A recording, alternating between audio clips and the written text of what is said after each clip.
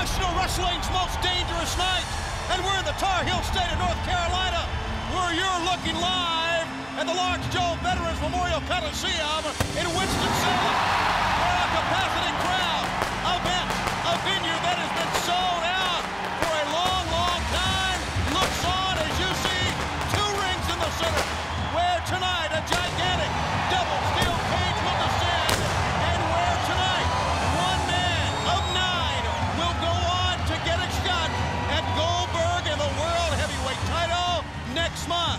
This is Fall Brawl, and as you know, this is war, and this is War Game. Ladies and gentlemen, hi and welcome back.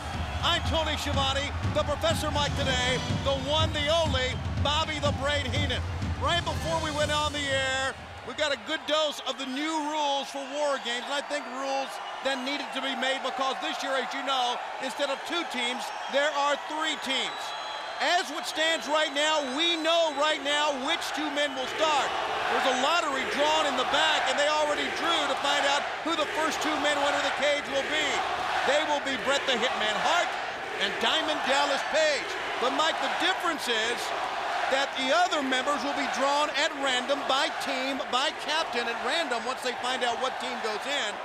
And then, I tell you, War Games can end before all 9 men get in the ring. And maybe that's the most important difference as you look at the revised rules and stipulations for this year's Fall Brawl War Games event. Most importantly, winner goes on to Halloween Havoc, gains that title shot at Goldberg. But for this year, the first 2 men in the War Games have a very distinct advantage, where in the past they were always at a disadvantage. We'll discuss that more as the evening progresses. Those 2 men could end it completely. As a matter of fact, I understand right now we need to go backstage and take a look at something that went down a little bit earlier on. Am I right? Let's take a look at it right now.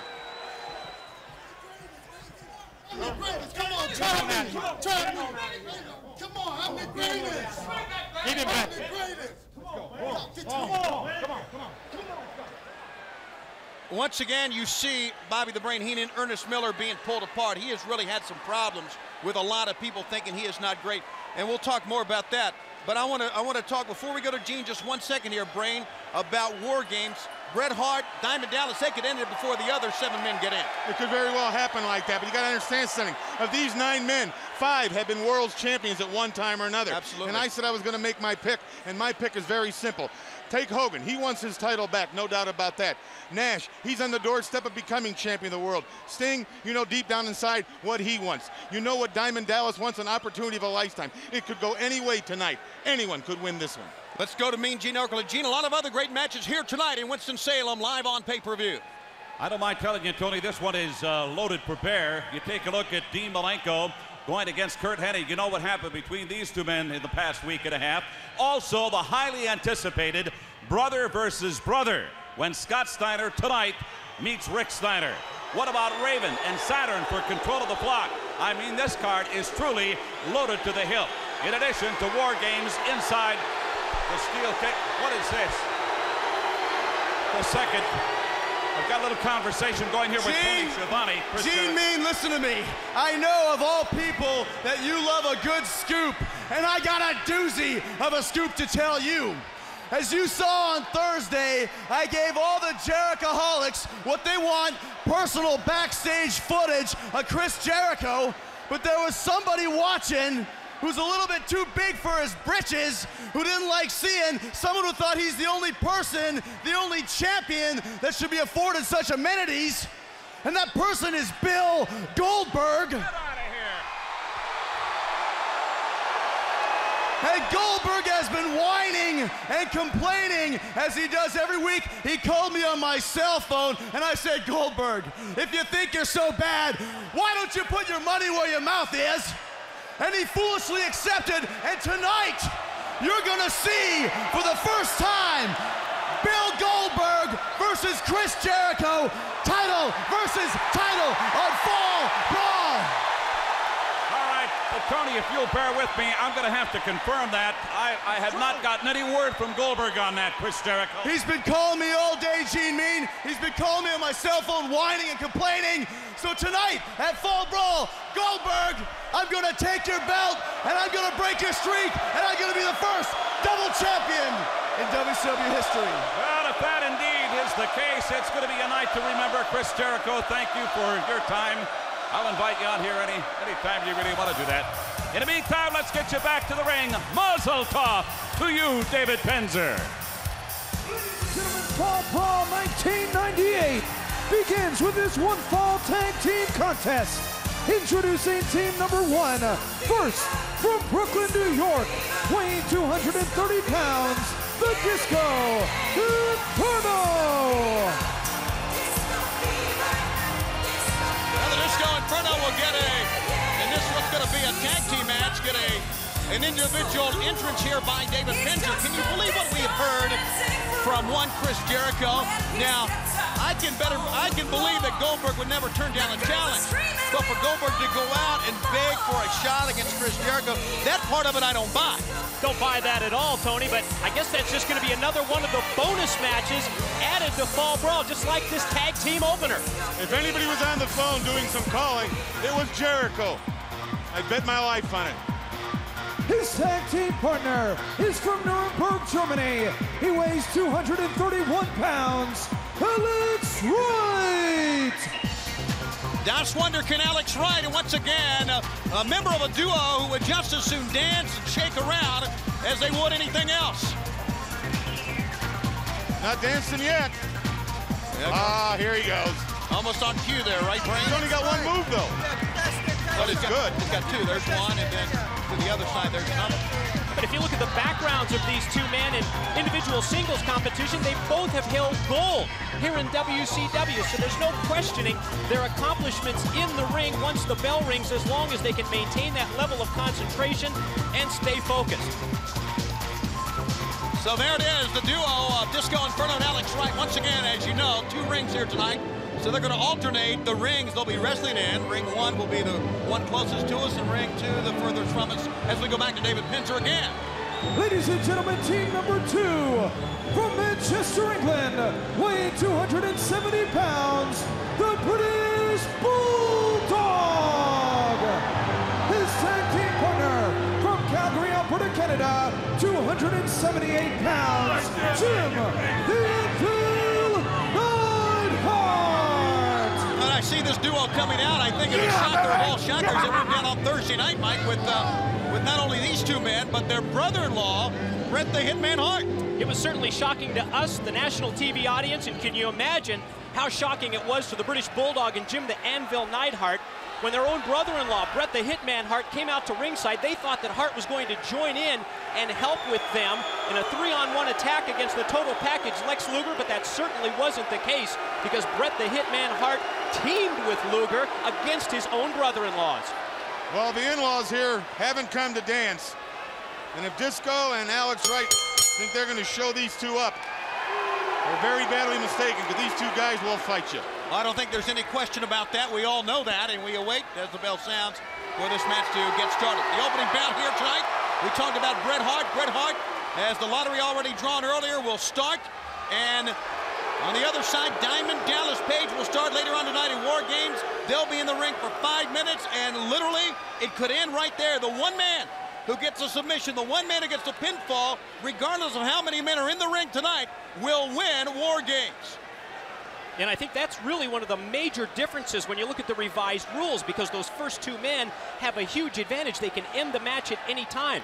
In the past of the War Games, the first 2 men always had such a tremendous disadvantage because they had to be in the double ring, double steel cage until all the wrestlers were in before the actual match began. That is not the case this year. And you know Diamond Dallas Page, he has a habit. He can beat you real quick with that diamond cutter. It could end in 10 seconds. It could go all the way for the 5 minutes. Little discrepancy here about who's going to start, who really wants to start. To be honest with you, I don't think many men like to get in the ring against a guy with the size of Davey Boy Smith, the power of the British Bulldog. Big side headlock on Alex Wright. Contrasting styles here when you talk about the quickness and the attention span, really, of Disco and Alex, and the brute strength of the Bulldog and the Anvil. One would certainly expect that we'll see the power and strength game of the Bulldog and the Anvil against hit-and-run tactics from Disco and Alex Wright. Yeah, one would think it would be hit and run a long, long way, knowing those two, or at least the dance away. Hit, run, and dance, possibly. Absolutely. Once again, the neutral position established by both men, and once again, the Bulldog showing his decisive power advantage. Muscling back to a neutral corner. A forearm shot. Big intensity, a change in the Bulldog and Anvil, as we saw Thursday when they both attacked Luger before that, what was scheduled as a singles match. Ended up being a tag team match, but look at Alex Wright return fire. He didn't back up one step. He whipped that Bulldog around, changed places with him, and just started pounding. Runs over the Bulldog, knocks him down. How about that one? Hit the ropes on the right side. Bulldog shoots him in, and a big BO out of the left side. What a move that was. And look at the power of Davey Boy Smith. Make the tag, Alex. That's your best move right now. Tag on both ends now as the Anvil gets the first exchange in. And there you see the Disco Inferno realizing of the momentum, trying to shift it or slow it down here.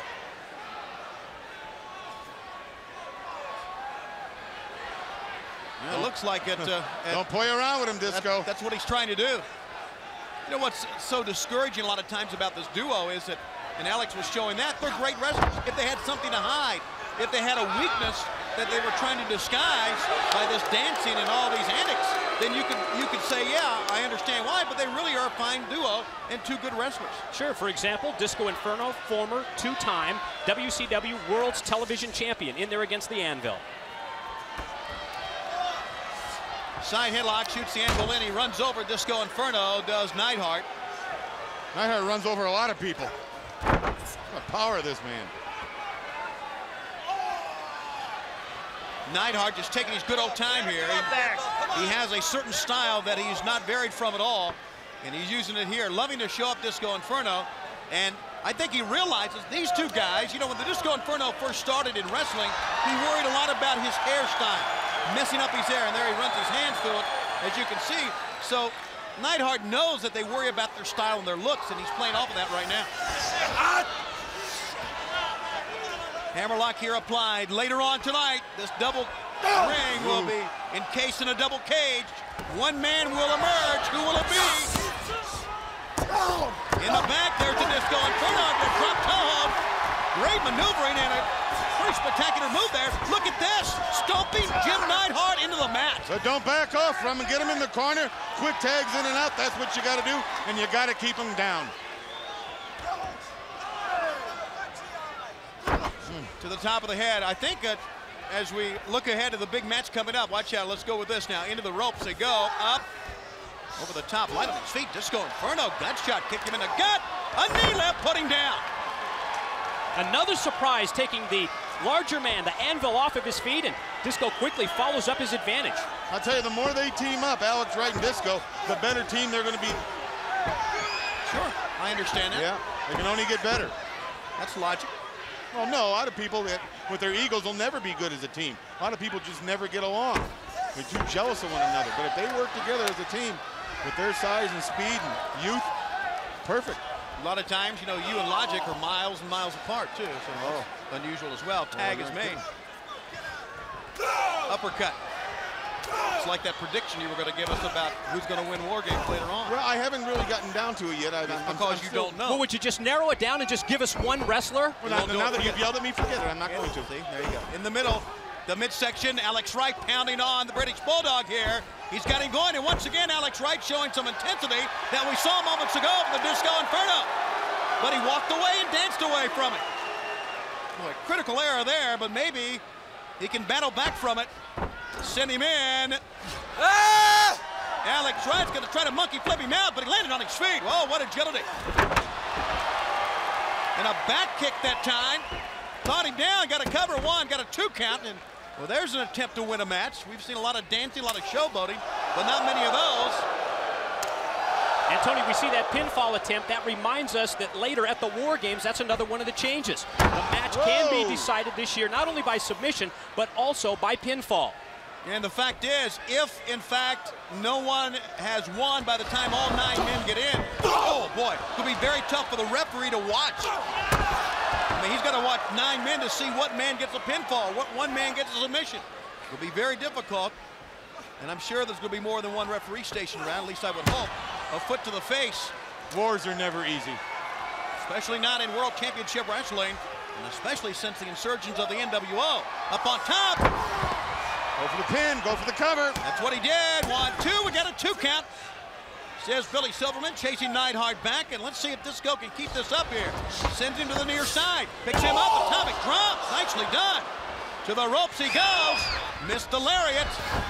Bulldog didn't miss, just grabbed the head, shoved him all the way over the top, all the way down to the floor. Sent Disco airborne, and now Knightsville to follow up outside, gonna drape him over the steel. Knightsville, is that where he's from? He said Knightsville, it's Neidhart. Professor's got one. That's one for Mike. That can happen when you don't own your own teeth. We lost count with you our last pay-per-view, Brain, so forget about it.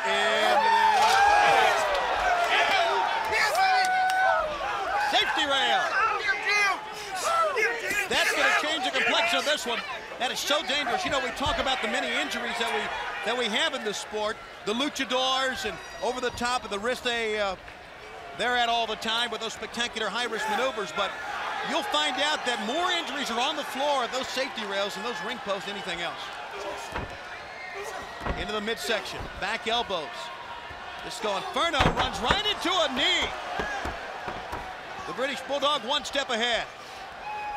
Well, the other night when Bret Hart came into the ring, they really were smiling. They thought their brother-in-law had come to help them. They said, come on, join us.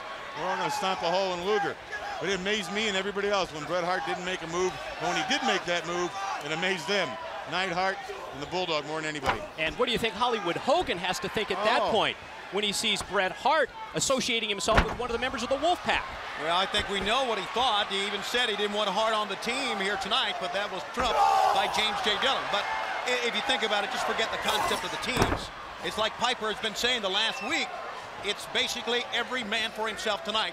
And the winner to get a shot later on, the winner of this match will get a shot against Goldberg. And Halloween Havoc. He missed the top and then dropped down on the middle rope that time. That's even more dangerous. I think I'm going to go with Piper. I think he's got the right mental capacity for tonight. What do you mean you think? Well, when I think, that's when you think in your head thoughts. Now you're vacillating again. You think you're going to go with Piper. Would you just give us one wrestler? On Thursday, you said you knew. You would know definitely. You don't know, do you? You have no idea. Okay, you go with Piper. You go with Piper. Very good. I was going to say. Meanwhile, in the ring, the Anvil kicking in the back between the shoulder blades here, the Disco Inferno. It's been a very grueling matchup, and I would think that the longer this match goes, the more it favors the big, brawling type wrestlers. And obviously, Neidhart with a shortcut here. He's really taking a bite out of dancing. Or maybe the longer the match goes, it might end up in favor of Disco and Alex. Maybe better stamina in a longer-term matchup. Let's go see how this progresses. A foot into the face. Good double teamwork. Cover once again. We got a 2, and that's all that time. Good communication. You can see Neidhart looking at Bulldog. Tag is made. We could make a blanket statement here. We've made it so many times. A family team always works well together, but then there's the case of the Steiners and the case of Booker T and Stevie Ray. They threw all that logic right out the window. He's got to make that tag. Neidhart committed himself that time. Wrong hand, Alex. Use your other hand. Tried for that slingshot into the shoulder block. Disco able to avoid it, and there's the tag to the fresh man. So Alex Wright up to the top turnbuckle and a big missile drop kick. He went almost 3/4 away across the ring, and he meets the Bulldog flush with a drop kick as well. Alex Wright sends him into the rope, back body drop, nicely done. And he's going back to the attack. There he's focused. Now he's staying on top of his game, and he's looking good here. And they haven't let the Bulldog and Neidhart intimidate him one bit. Not at all. They've come to fight, they've come to wrestle, and they've taken it to him. But the Anvil stopped all of that momentum. You see, holding the back of his neck. Alex Wright barely can get to his feet. This enables the Bulldog maybe to rebound here. He's got him hooked. Maybe that running stampede of his. Disco Inferno comes in. Little double team action here, and they run over. Good tag team wrestling. Excellent anticipation by Disco Inferno, seeing that running power slam on the way. And they got up. Go ahead. Nice way to break it up. And they got up before that count of 5. The referee goes down, drops down. How about that? And then he runs in to the Disco Inferno. And I guess with that was a tag, wasn't it? Trying to muscle him up. And look at Disco fight it. Fight the Stampede, but he cannot. 1, 2, 3. Well, you got to give Disco a lot of credit here with the power and the muscles of this man, Davey Boy Smith, the British Bulldog. He tried to power him up on his shoulders, and I'm telling you, Disco fought it all the way. He barely got this win. It was raw power, brute strength that prevailed at the end of this one, because both teams worked very, very well as a team. That was a good opening match. Good opening tag team bout here at Fall Brawl, where we await the 2-cage double ring event still to come, and what one man will prevail. Here's the replay again, Brain.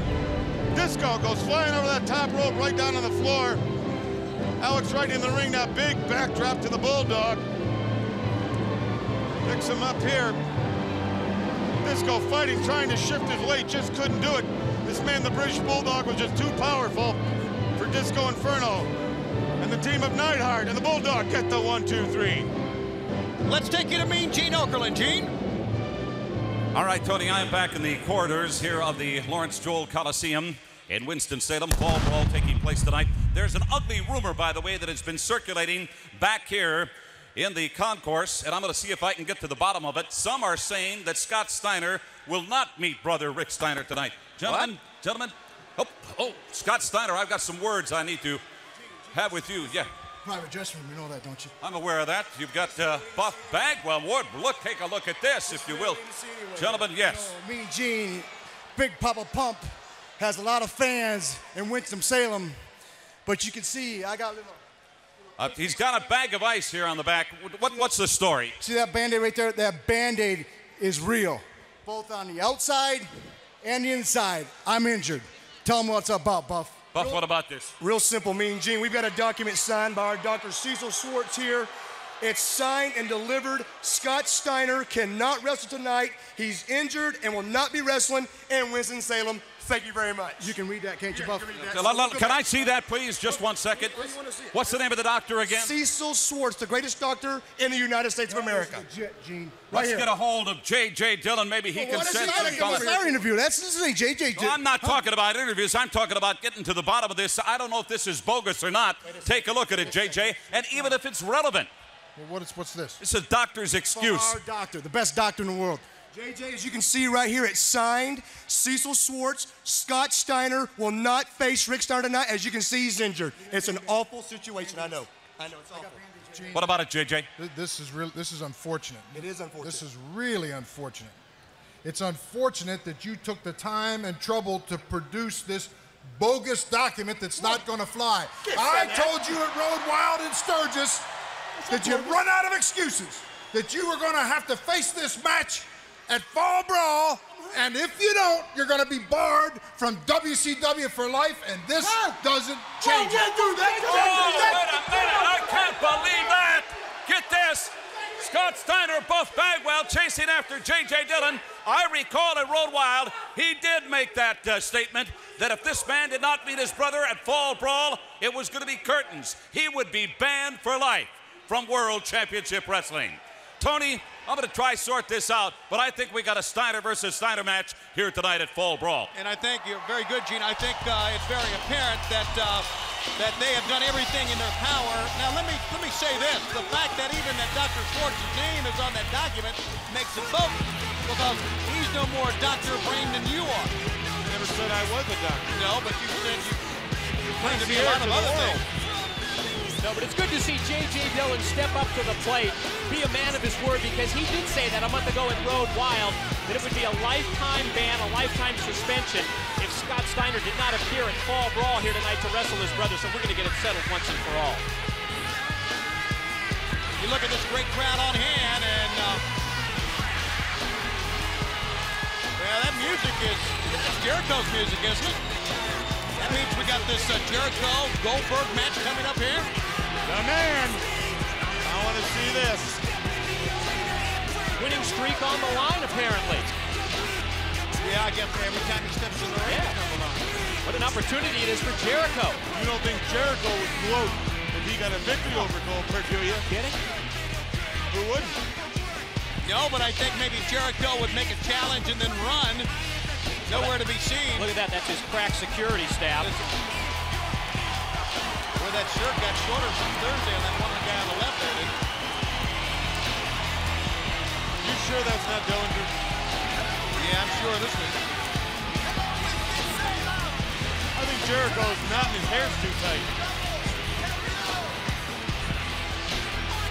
They still have no idea where to go. Did he leave a trail of breadcrumbs or maybe arrows on the floor to help him out tonight? If in fact... Wrong. We're in the lunchroom. If in fact that he can't find his way this time, it may be for his best interest. If in fact this match against Goldberg is for real, it would be in his best interest maybe to get lost and get locked out again. At least he would save himself a beating here. Wrong way Jericho. That's what we'll call him.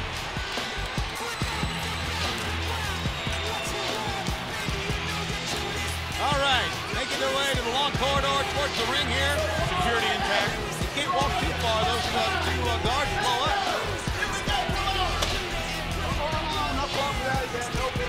That's out back. That's right. This is really sad. This is so sad. Someone getting by the hand. I know someone's back getting by the hand and lead this poor lost idiot to the ring.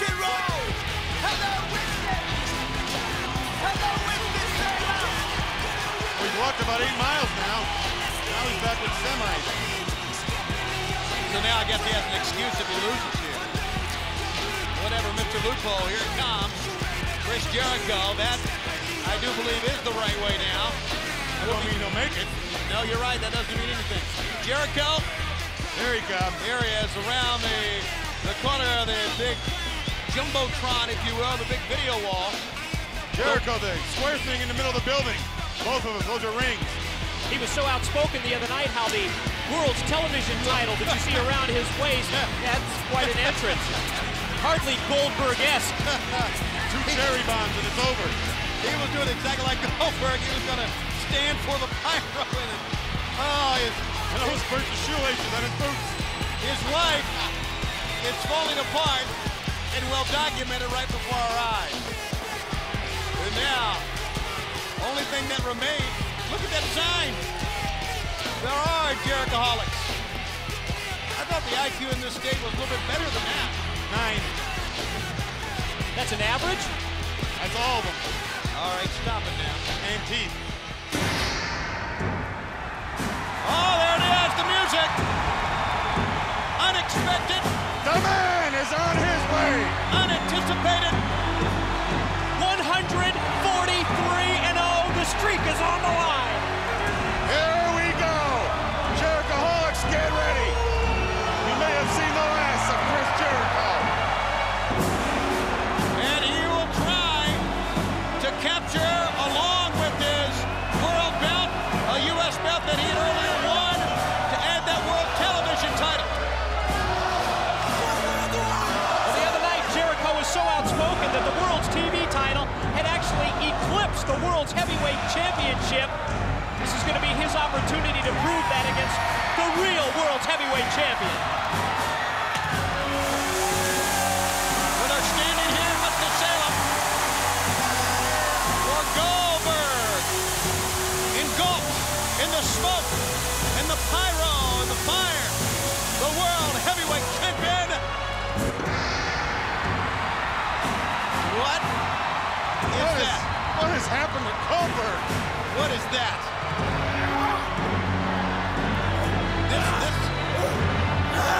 It's like Goldberg when he was 7. This is a disgrace. I smell sham. Yeah, I smell. I'm not talking about the Pharaohs. Yeah, and I smell Jericho being involved in this. Vince, I'm sorry. I know you were awaiting the arrival of the man himself, and obviously the fans standing here were as well.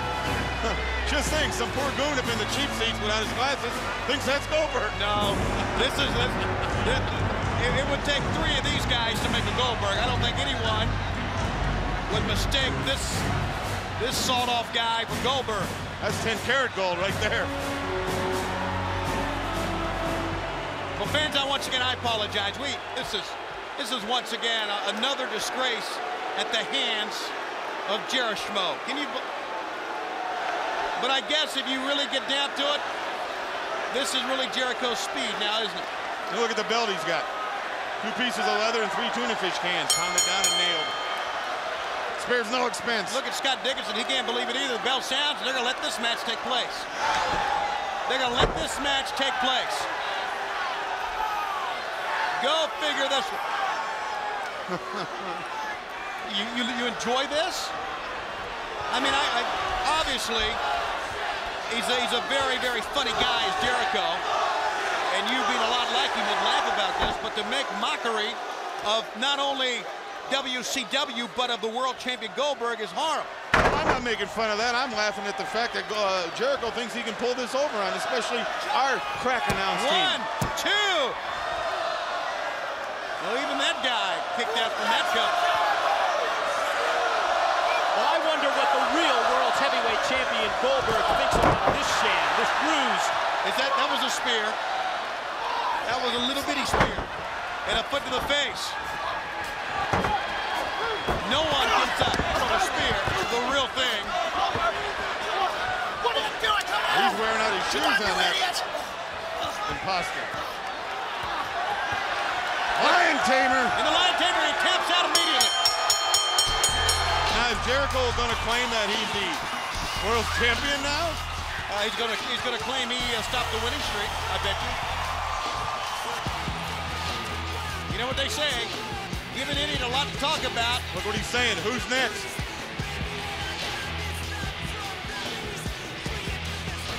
And he's shoving the referee, who will have no part of it as well. That'll cost him. Look, and Pinzer's handing him that. Both belts. The TV belt and the bogus world title belt that he ripped up. This is just another show by Jericho. And we were falling prey to it again. Another trap set up by this idiot, and I apologize for it.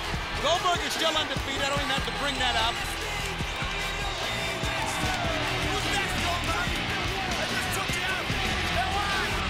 All right, we're going to take a look at our internet position. We understand that Rick Steiner is standing by right now. You can log on to WCWWrestling.com and check in with our internet site. Let's check in right now. Over the world want to see the Steiner brothers fight, but I think back to Michigan, you got your mom, your dad, and your family. This must be a horrible day for them. Well, it's something that I have to do. My brother Bagwell backed me into the corner, jumped me, done whatever they thought they had to do to get the best of me and prove a point. And you know, I told my brother before, you pick your friends, but don't pick your brother as an enemy. And when it comes to for me to get in the ring, I'm going to do whatever I got to do to teach my brother a lesson. All right, I'm going to ask you about that because everybody knows Rick Steiner trained so hard to face an opponent. The one and only Lee Marshall there with Rick Steiner. And you can log on to our internet site right now and check in to see what's going on with Rick Steiner. Get inside information about what goes on behind the scenes here in WCW, only at WCWWrestling.com. Very interesting conversation. You think so? Well, they always have back there. Let's take a look at an interview that Mike Tenay had conducted outside the arena in Kentucky, and then the Cat got involved. Not the Wildcat either. And welcome back, everyone, to WCW International Television. I'm Mike Tenay, joined at this time by the Armstrong brothers, Scott and Steve. Steve, let's talk about the tag team picture in WCW at this point. Things are really heating up. Listen, stop this right here. Why do they get off the time? I'm the world karate champion in this business. I'm the 3-time world karate champion. I'm the Ernest, this isn't the time or place. I'm trying to have an interview with the Armstrongs Maybe it's not, here. but I need to get some TV time to let the people know just how great I am. Hey, look, brother, we never get an interview, so do you mind just show a little class and step off? I tell you what, wrestlers, WCW, I'll show you some class. Good. Thank you. Let's give it another shot if we can, guys, okay, if you don't mind. Let's try to... Yeah. What's your problem, man? Huh? Yeah, what's your problem? I'll show you my problem. You can't dance with me. You know I'm the greatest. I'm the greatest. You want to come on? That combined with what we saw earlier has prompted this match to appear here tonight at Fall Brawl. With that in mind, we take you back to the ring and David Penzer with the ring introductions. Ladies and gentlemen, Fall Brawl continues with this special challenge match. It is set for one fall. Introducing first, from London, England, weighing 248 pounds, Norman Smiley. Well, it was Norman Smiley that you saw coming in to try to break things up. Norman Smiley has had, over the last month, quite a win-loss record, and he did not take too kindly to the antics Thursday nor tonight of one Ernest Miller, Mike, today. And he's going to get the opportunity here against the Cat. Norman Smiley, the Magic Man, brings to World Championship Wrestling a level of experience internationally that many of the other stars really just don't have. We're going to talk about his submission background as well as wrestling in Mexico right after this ring introduction from Dave Penzer. His opponent is from Atlanta, Georgia. He weighs 238 pounds and is a 3-time World Karate Champion. He is the Cat! Penzer say champion. Is that how he said it? 3-time World Karate Champion. The Cat, and he makes his way to the ring. What an attitude to boot, Brain. Well, you know, the other day when Mike was conducting an interview outside, I had gotten out of the car and I was making my way into the building. We saw you eavesdropping during the whole thing. It was clear. No, I wasn't eavesdropping. I was lurking. Lurking, that's good enough. And as I walked in, Ernest Miller came by me, and he was just hurling off some obscenities you wouldn't believe. That's why I just stuck around to watch it. I mean, the man's got a problem. He's got a recognition problem. So it's going to be Norman Smiley and the Cat one-on-one. You're talking about the submission style. Cut the music off. Oh, hold on, Mike. We'll get to that in a minute. We're going to go to Mike Tenay with some important information as soon as we hear from Ernest Miller.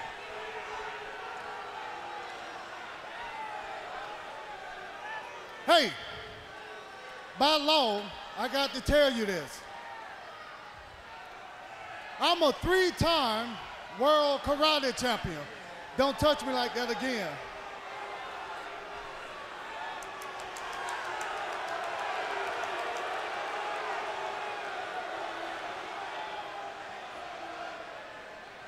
Now, I can take a man apart in 5 seconds. But since you're a brother like I'm a brother, I'm gonna give you 5 seconds to get out of here. So when I turn my back and turn back around, if you're not out of here, I'm gonna eat you alive. Boy, the arrogance is unbelievable here. I mean, gonna turn his back, and he better be gone. So we can count with him here, I guess. 1, 2. No, that's only one, Brent. 2. Doesn't look like Smiley's How am I doing? backpedaling, does it? 3. Very, very good. 4. He's not going I'm going to anywhere. do it. 5. Very good, Brain. Not bad. And make this 6. Yes. Number 6 across the jaw of the Cat. And here we go. Norman Smiley with a headbutt, Mike, today. Well, Norman Smiley, we talked about that vast experience that he has. It's a real stark contrast between these two. Smiley has fought extensively in Japan in a promotion that specialized in submission-style combat. You add in his experience in Mexico. He lives in Mexico City. He really brings a multi-dimensional attack to the ring, where his opponent, the Cat, really is just relying on his martial arts background, and there's no questioning his athletic ability. 3-time World Karate Champion, as he mentioned, and that's legit, and a standing side kick connected with authority on Smiley. You know, I can understand what's wrong with the Cat. He probably feels he's been here for a while, overlooked, no respect. A man with the credentials he has, 3 times world champion in karate. He wants to make a name for himself. He wants some of that big money. He wants that stardom. So he does things the way he has to do them.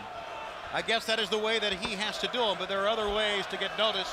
There are many other ways to get ahead, and that is not the right road. I don't care what anybody does, especially you. Well, you're right about it. There's a lot of other ways to get ahead. You can bribe people. No. You can, Nah, we're not going down that road either. Meanwhile, the Cat, the 3-time World Karate Champion, pounding the side of the head.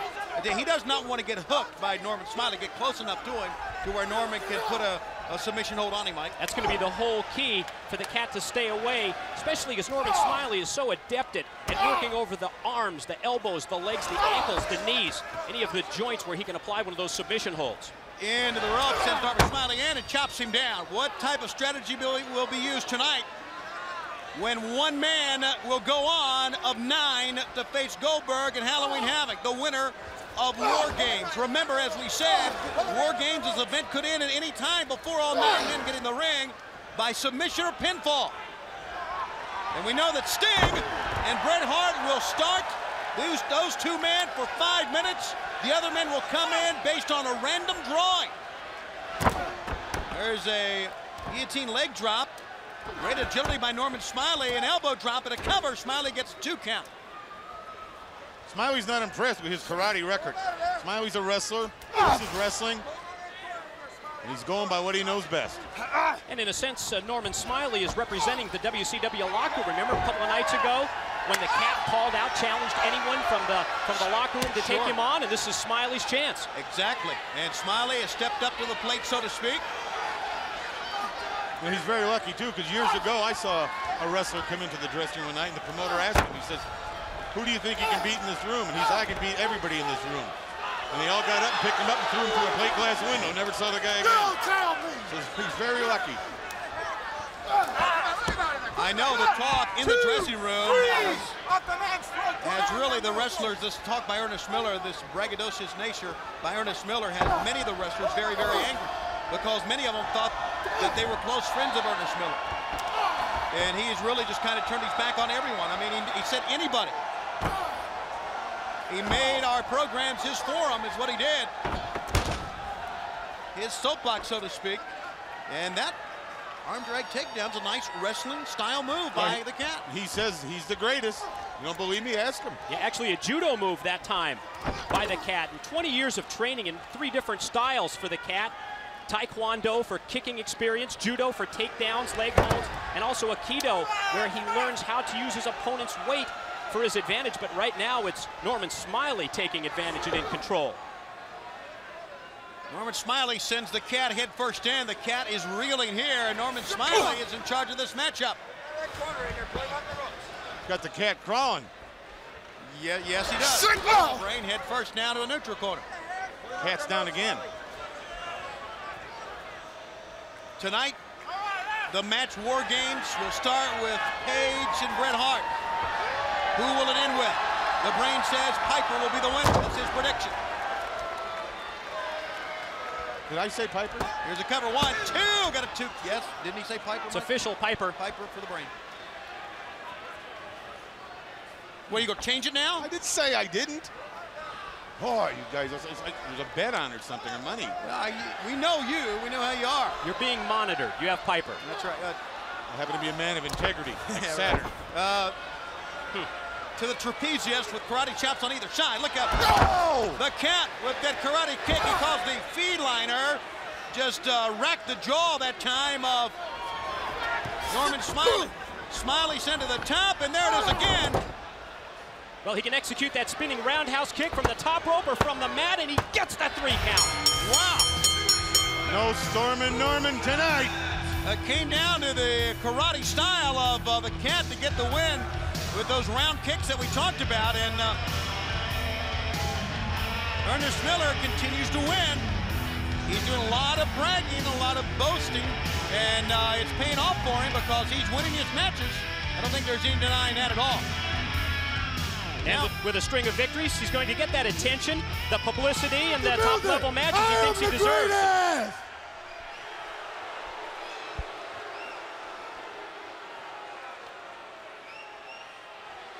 So the Cat walks in, disposes of Norman Smiley, and picks up a very, very big win for him here at Fall Brawl here tonight for this capacity crowd in Winston-Salem, North Carolina. Now a very special look at our brother versus brother matchup.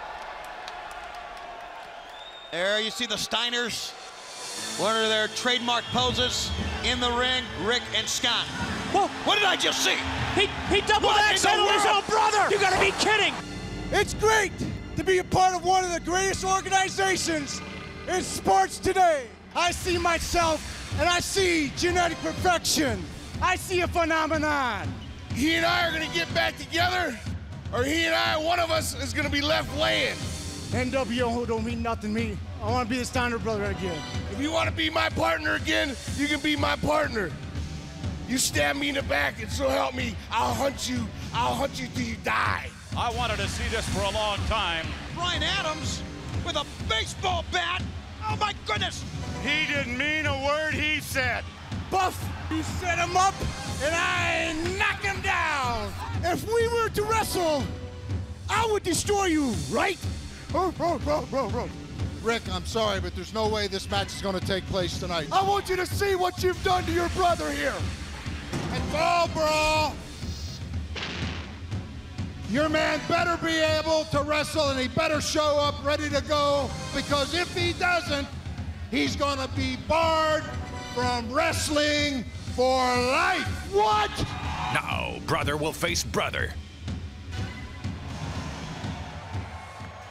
So we come to brother versus brother. You've seen the history. You've seen the rundown. You know that they have attempted everything all the way up to the 12th hour here, so to speak, to try to prevent the match from taking place. But here we go. It's a match that we've been, it's a match that we wanted to see even back when they were together. I mean, there was often the talk about who the stronger of the two was. Was it Rick? Was it Scott? So even back when they were a solid tag team, and they were dominating the tag team scene, like fans were always wondering what would happen to Scott and Rick. Never thought we'd see it come to this, but we are going to see it on the completely opposite sides of the spectrum. Well, it is a matchup that we have anticipated for years, as well as the past few months, ever since the split of the Steiner brothers. You go back to their outstanding amateur careers at the University of Michigan, recognition by so many experts as the most accomplished tag team ever in our sport. You look at the tag title reigns that they've had. 5 times they were WCW World Tag Team Champions. 2 times World Tag Champs in another United States-based organization. 2 lengthy reigns as the IWGP World Tag title holders in New Japan. The Steiner brothers did it all together. Tonight they're on opposite sides of the ring.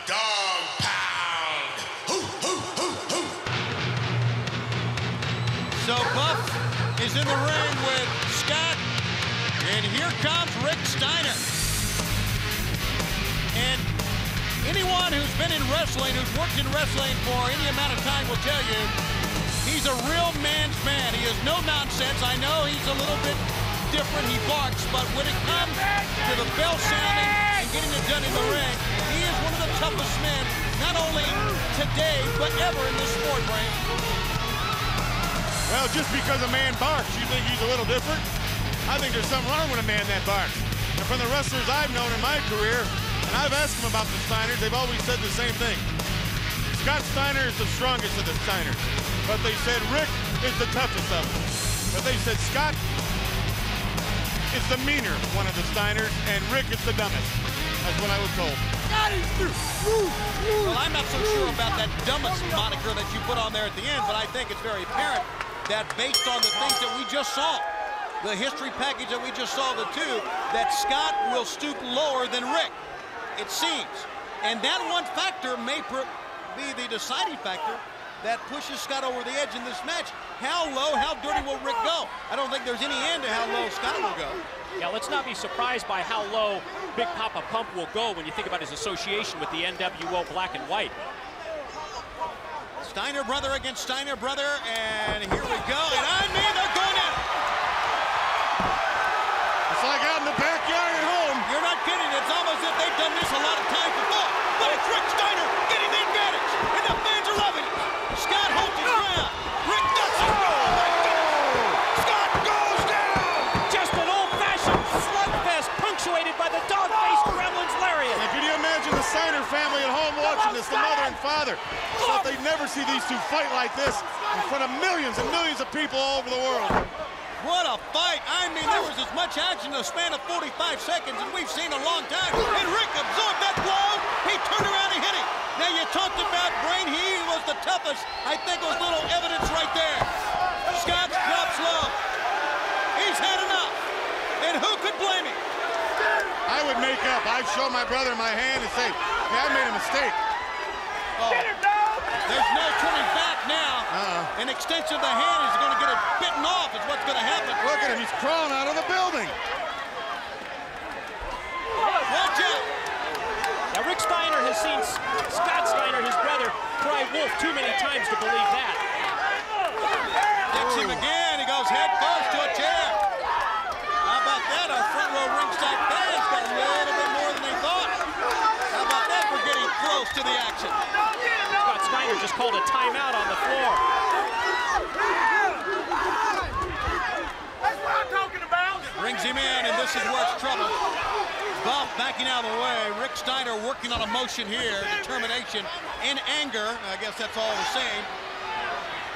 Eventually, Rick will probably get his hands on the Mad Hatter right there. Oh, I'd love to see that. Watch out. Watch out. Scott spun around.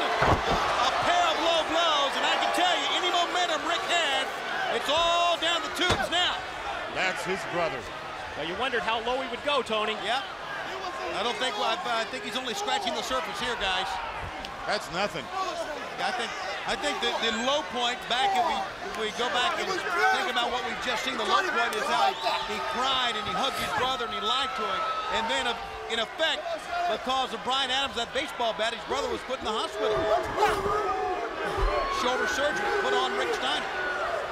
He doesn't care. On the outside now, and this is where it's very, very dangerous for Rick Steiner to be. Now that Scott's got the advantage. The fact that Buff is out there, watch out, head first to the steel steps. Don't you wonder sometimes what Bischoff and Hogan must have told Scott Steiner to make him turn on his family like this? I think there's no question what they told him. They lured him with the promise of movies, the promise of Hollywood. Yep. Money, big homes, absolutely. Movie career. It's what the NWO Black and White was founded on. Political stroke is what it's all about.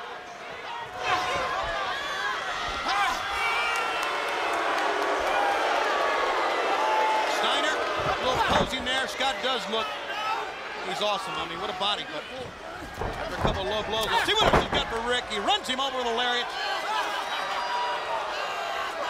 That is a phenomenal bicep, phenomenal arm, there's no question. The back of the point of the tank he goes. Deep double underhook now. Maybe he's gonna try to butterfly him over. No, Rick holds his breath. Nice wide vertical base to stop it. And a gut shot. Here comes Rick Steiner.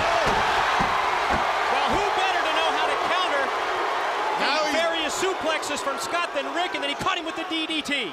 He's up, and watch Buff on the left of your screen. He's got Buff Bagwell. By the neck. Yes, by the neck. Why not? Buff, send to the turnbuckle. It's giving Scott an opening.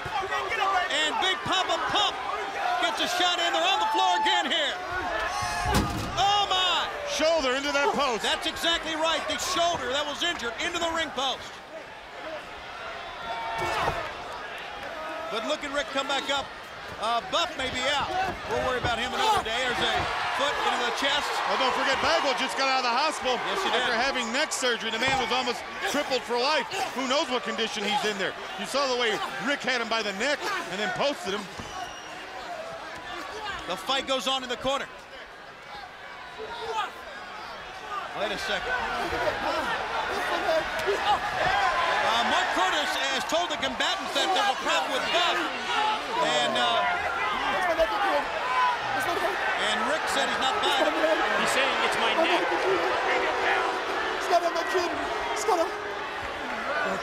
I've tried Wolf too many times, you just don't know.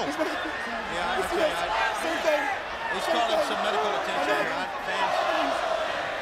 But you can still see there's some compassion in the body of Rick Steiner. He's backing off. I think it's pretty apparent the fans here don't buy it. But fans, I'm only based on how severe that neck injury was that we witnessed. You can't exclude it. No, you can't. You've got to. They're sending out the trainer and our doctor here on staff, and they're checking him now. So fans, we're just going to have to. I'm sorry. Hopefully, hopefully they can just. Well, I hate to see it happen again. I really would. Goes around, comes around, people say. Not to say that, you know, that the injury was very severe, that the first injury was very severe, and we felt for him. He took it a little bit too far when he came out of the wheelchair. And now it was Rick Steiner. Remember, it was Rick Steiner who executed that move that hurt his neck in the first place, so Rick is very cautious as well. At first he didn't believe it, but he's not attacking the man at all. So fans, we're sorry. We'll just have to Stay with us. Stay with us. I don't know if this is going to cause us to maybe cancel some of the matches we got coming on. I don't know. Danny Young, our trainer, checking in, and oh, it's just an uneasy situation. Don't want to have to move the man at this point, depending on the severity of the injury, which it's so difficult to determine so early in the going here. Mike, what I see here is I think it's real. I see the trainers. They seem very concerned. Well, you know, there is, let's talk about it this way. There is a risk. We often talk about this amongst ourselves. A risk athletes take when they come back after an injury. Especially athletes who have major knee surgery. Jerry Rice. Absolutely. We know, we see Rey Mysterio Jr. that major knee surgery. Oh, no, Gurney just went by me. And so,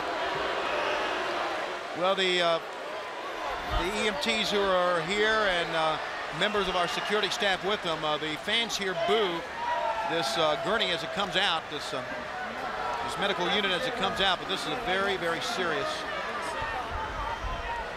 Well, Rick Steiner had him by the neck. He had both his hands around his neck, threw him into that ring post. That's why I'm always concerned for, you know, all of us, Tony, because somebody comes up here and they want to take the headset, so they want to talk a bit or be on camera, and, you know, it's dangerous, very, very dangerous. Oh, yeah, I know. The neck injury is, Brain, you've had neck surgery. I had neck surgery 3 years ago. So. Mike, have you ever had your neck injured? No, I haven't, but I know that the situation that you guys go through, I see it on a daily basis when you're just so worried about anyone even coming up from behind and inadvertently even making contact, and we just have to treat this as a very serious situation at this point.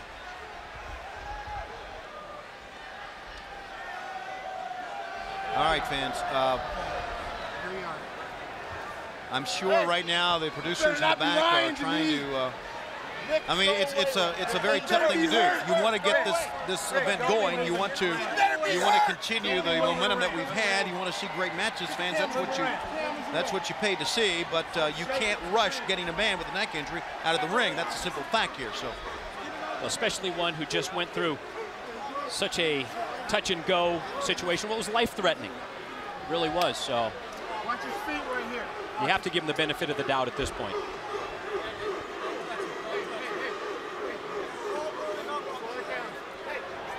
They're going to take him to the hospital. Yeah, I'm sure that, you know, Buff had not wrestled. I mean, he came back. He had not gone into the ring in any competition, so I'm sure that his comeback, his interviews that he did, and the fun he was having at the expense of Rick Steiner were all, you know, the fact that maybe he did not get a doctor's release to wrestle as of yet, and the fact that he took a risk by being at ringside, guys. I mean, let's face it, to be at ringside with all the intensity between the Steiner brothers and being a part of it like he had, you can understand why Rick Steiner did what he did. I mean, right, it's hard to place the blame on Rick Steiner just because of the heat of the battle. Well, like my doctor told me, Dr. Gene Bayless, after my surgery, he said it could be stronger, it could be weaker. He says, it's hard to tell. He said, I wouldn't take the chance. But I mean, for Buff to be in and around the ring and doing the things he does, he's taking a chance. Yeah, I think, if I can add here, your doctor said could be weaker, could be stronger, but regardless, you'll still be a weasel. I think he didn't say that. I think he added that in there. And that's not. And I did pay him. And that's not to make light of this. I mean, we've seen this happen too many times. But you're right. After a major neck surgery, in effect, your neck can become stronger. And I'm speaking from personal experience. My neck is stronger than it's ever been. And I could do things that I wasn't able to do before because my neck is stronger because of the surgery that was done. But in this case, I think it's a fact that maybe Buff Bagwell just got involved a little bit too quickly. And I think it's a good move on Mark Curtis's part to stop this. The fans are booing him, and they're booing him only because the boos are deserved in the fact that he made such a mockery out of Rick Steiner and took his serious injury to a different level when he came out in a wheelchair. So I think that's why the fans are booing. I don't really think there's a fan here watching our program or in the arena that would want to see anything bad happen to any of our athletes. At least I hope not. And I think the boos are only because of what he did in the past. So, Buff Bagwell will go out. In effect, this match will be thrown out or declared a no contest, I'm sure. And we'll get on with it here with our next match here. I'm sorry. Even Eric Bischoff is coming. Oh, As you know, Eric Bischoff has made it abundantly clear that he is the boss. In effect, he is the boss. So you see him come out unannounced like that, you know it's pretty sincere. All right. I'm sorry, I have no clue where we're going to go from here. We're going to follow Buff and hopefully get this. Hey, you getting off the couch now? Back, sit down. Don't go for that suds. Yeah, I think really we need to. Careful. I guess we're going to just stay with it here because the next match not quite ready to go yet. So we're just going to. That's why we're following him in the back here because we're not ready with the next match. The two next men we're not expecting to get out here this soon. So we're just going to follow him until he puts him in the ambulance out back. And as they do that, also you can see there's obvious concern on the part of Rick Steiner. There's Bischoff. Now you wonder if Bischoff cares about a human being going to the hospital, or if he's worried about a member of the NWO Black and White being injured. Being a member of NWO Hollywood, I can't answer that. I don't know. We saw a couple other members of the NWO Black and White taken out this past Monday on Nitro, and Scott Norton and Brian Adams. So the ranks of the NWO Hollywood faction are thinning rapidly. Hey, call my mom. Somebody call my mom.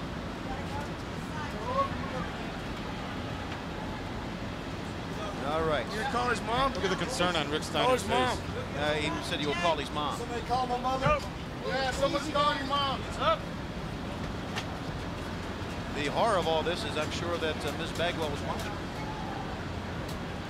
All the way. All right, they do have wonderful hospitals in this part of the country. And I got him. it's fortunate for that. All right, it's tough. That man's gone through. Oh my goodness. Oh my. Ladies and gentlemen, we wondered about how low they would go. We found out how low this. This is revolting. This is revolting. This is not even worth showing. They should be thrown out of wrestling for life right now. Come on. As security intervenes, and rightfully so.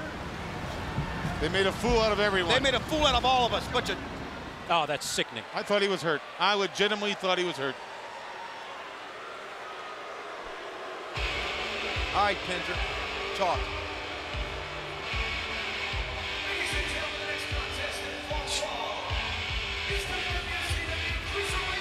I'm sorry, fans.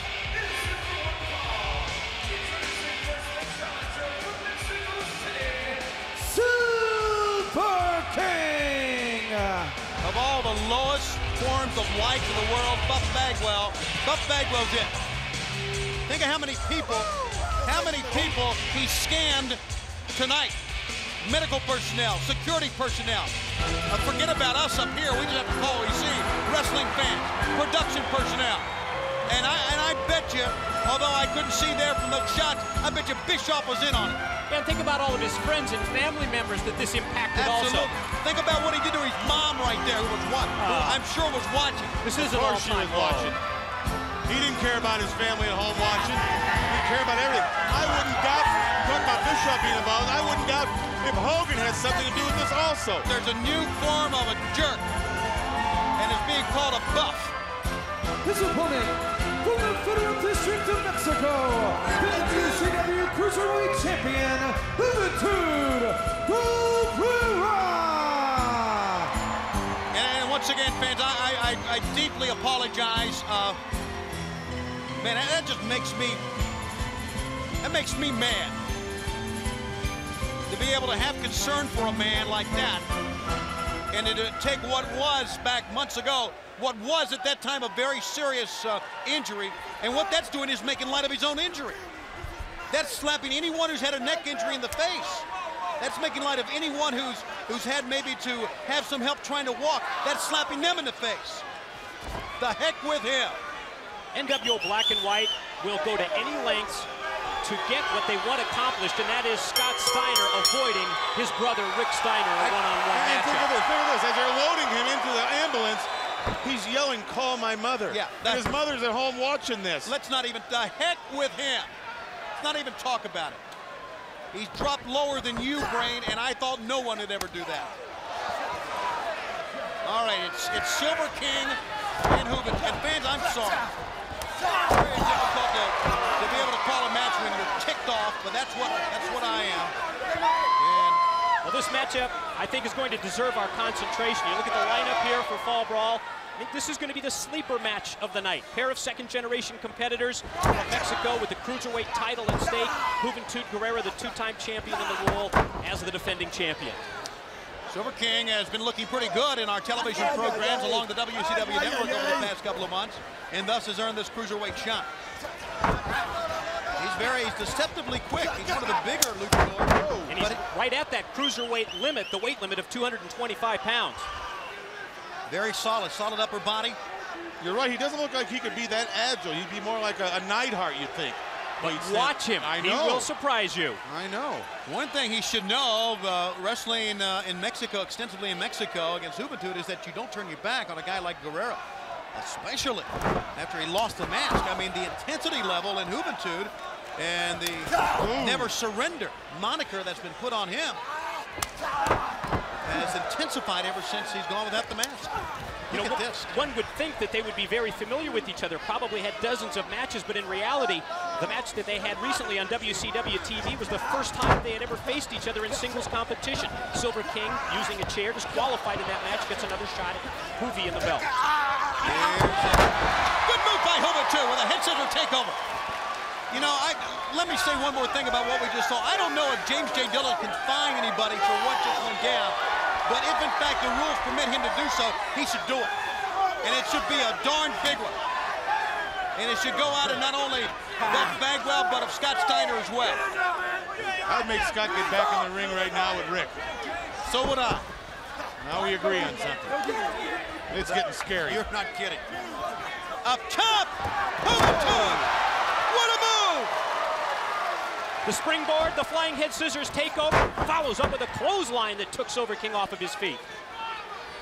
Juventud will make a cover here. 1, 2, didn't even hook a leg. It really was kind of a nonchalant cover, and I think it showed, if anything, some indecisiveness on behalf of Guerrero there.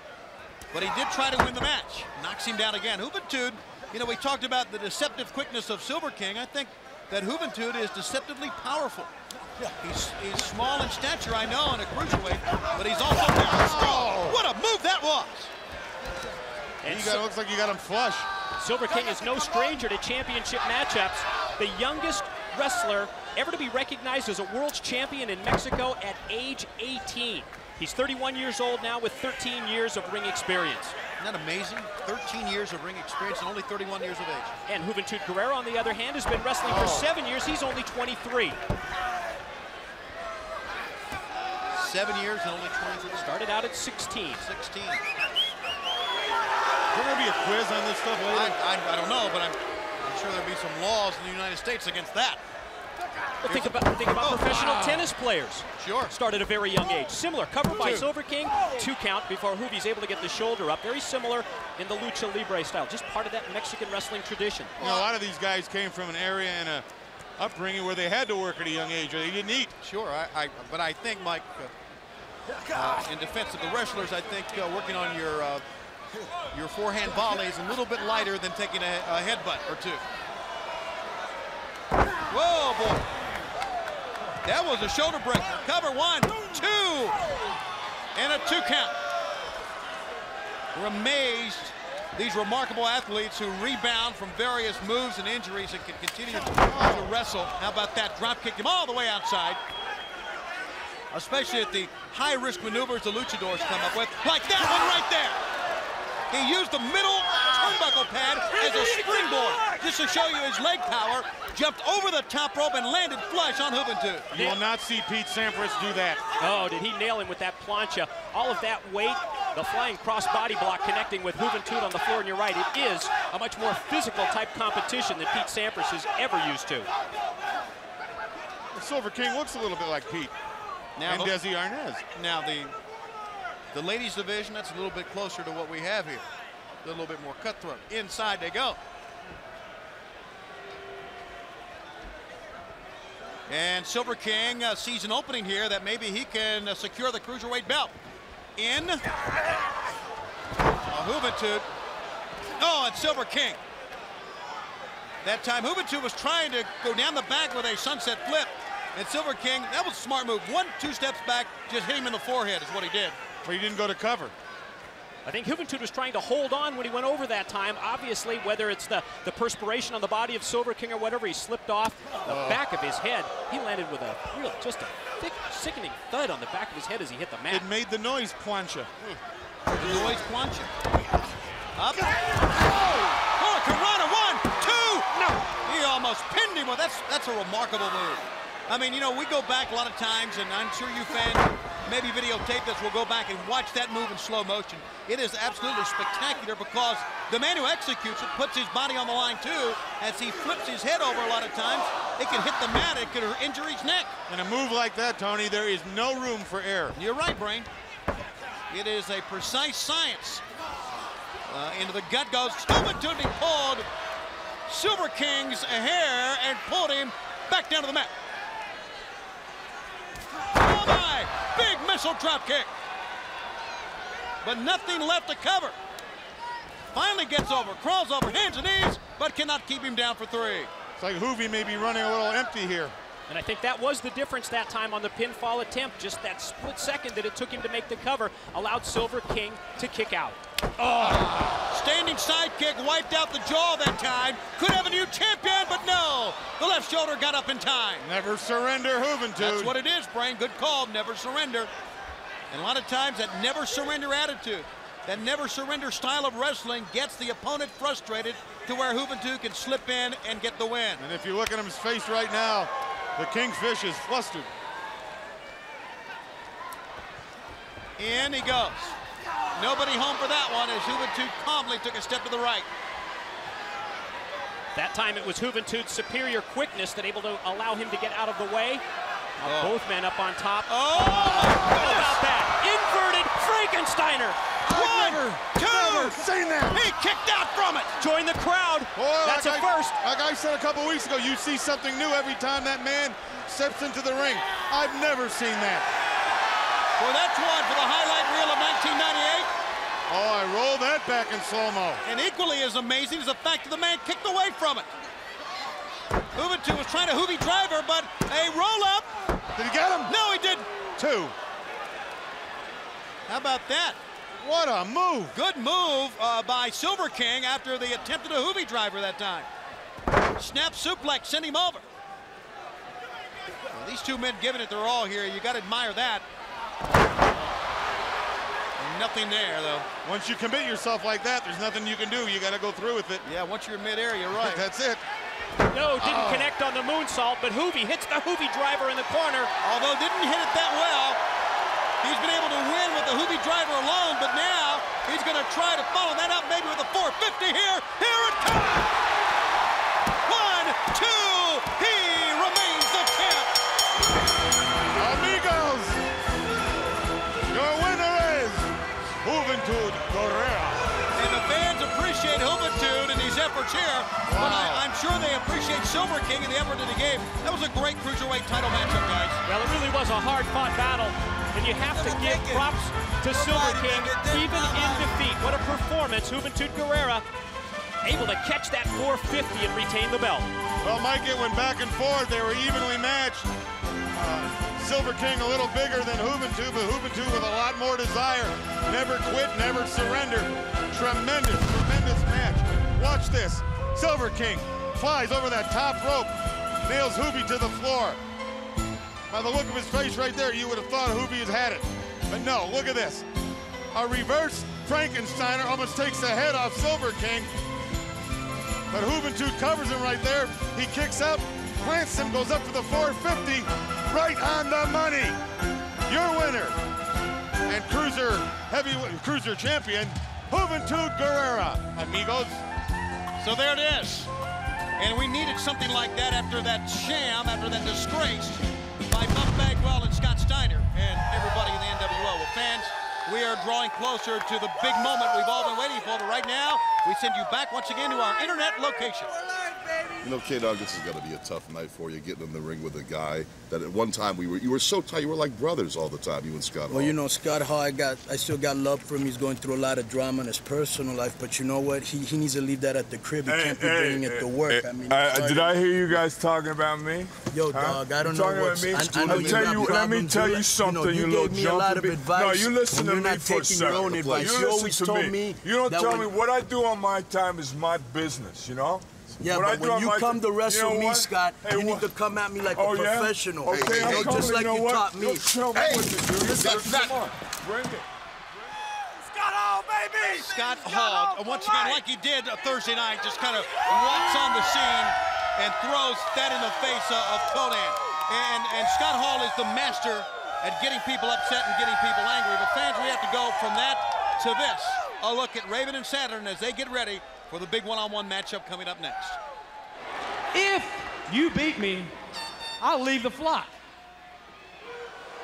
Wow. But when I beat you, and I know I will, you have to agree to be my personal servant, my slave, until the pay-per-view. Hey, Saturn, tonight you can't touch Raven, and you can't touch Canyon. So you've got pride and integrity, and Raven and I don't. That sums it up. Pride and integrity. Pride and integrity. Come on. Canyon's calling you out, pal. Hit me. Come on, son. Come on, son. Hit me. Come on. I want you to hit me. All these people want to hit me. And deep down, in places you don't like to talk about in parties, you want to hit me. So come on, hit me, Saturn. Hit me. Hit me. Hit me. Saturn, let's find out what's stronger, your honor or your humanity.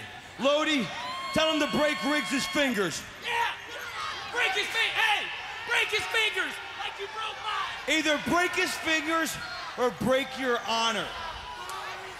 There's no honor in breaking this kid's fingers.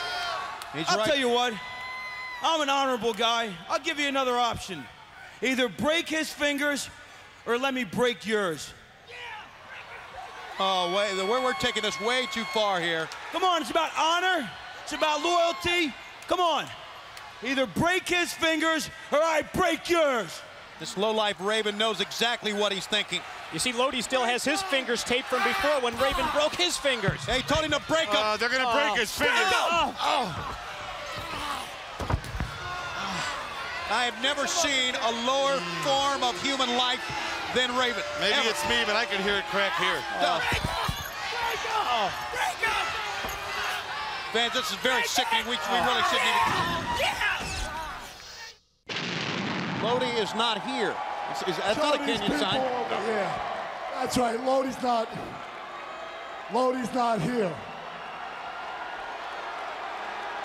Uh-oh. Now, if Lodi's the only one who can Does cause that Saturn mean to... that Lodi didn't tell you that you can't hit me? Lodi not being here changes everything. Saturn! Nick Dinsmore knows the right thing to do. He's out of there. And Saturn minus Lodi is in charge. He's going to break his wrist or his finger. Oh, sitting down. Oh, did you see that? Right between the steel metal, that steel turnbuckle, jammed his thumb in there and ripped it. Does that hurt? Good. You got 9 more to go. Flock, go get Saturn, now! Raven, don't make me do this! Flock, go get him! Come on, Flock, you can take him! He hit him with that stop sign flush on the head, didn't go down! Horace got a little octagonal justice.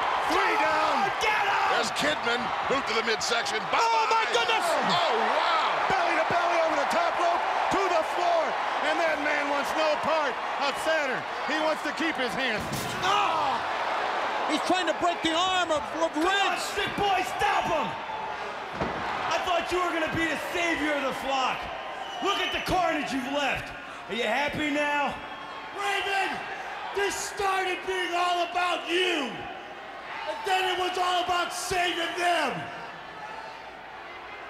And trying to save them, I put my own soul on the line and possibly being stuck as your servant. No, this is all about saving me now and my career. You're not going to have a career because after Fall Brawl, you'll be my servant forever. So it's come full circle, and it's time for the match we've been waiting for. One of our feature bouts here. With that in mind, David Penzer, take it away. Ladies and gentlemen, it is time for the one fall contest that will be fought under Raven's rules. The special stipulations for this match are as follows. If Saturn wins, Raven must set the flock free. And if Raven wins, Saturn must be subservient to Raven for the rest of his wrestling career. And ladies and gentlemen, as a just added stipulation, Kenyon will be handcuffed to ringside. Introducing first, accompanied to the ring by Lodi and Kenyon, from the Bowery, weighing 239 pounds, Reaper! I tell you, that's a great stipulation that we were unaware of, and I think based on what has gone down here tonight, I think J.J. Dillon with security in tow has started a little bit of martial law going on here. He's calling the shots, not a big mouth like him. I am not an animal! I am not the elephant man! No! No way! Hey, I'm not Hook him up. Shut him up, then hook him up.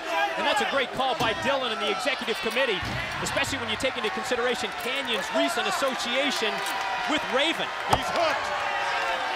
Bad boy, he's hooked. All right, there's the key to the handcuffs, and it'll be the property of referee Mickey J here. So now, that keeps it at bay, and I think some very good points made. Very good points made by Saturn that we're going to touch on here in just a minute. When he talked about now wrestling for himself. With that in mind, are we going to go back to David Penzer, or does Raven want to say something right now? He's, well, it's time for Saturn. David Penzer, it's all yours. His opponent is from Boston, Massachusetts, weighing 234 pounds,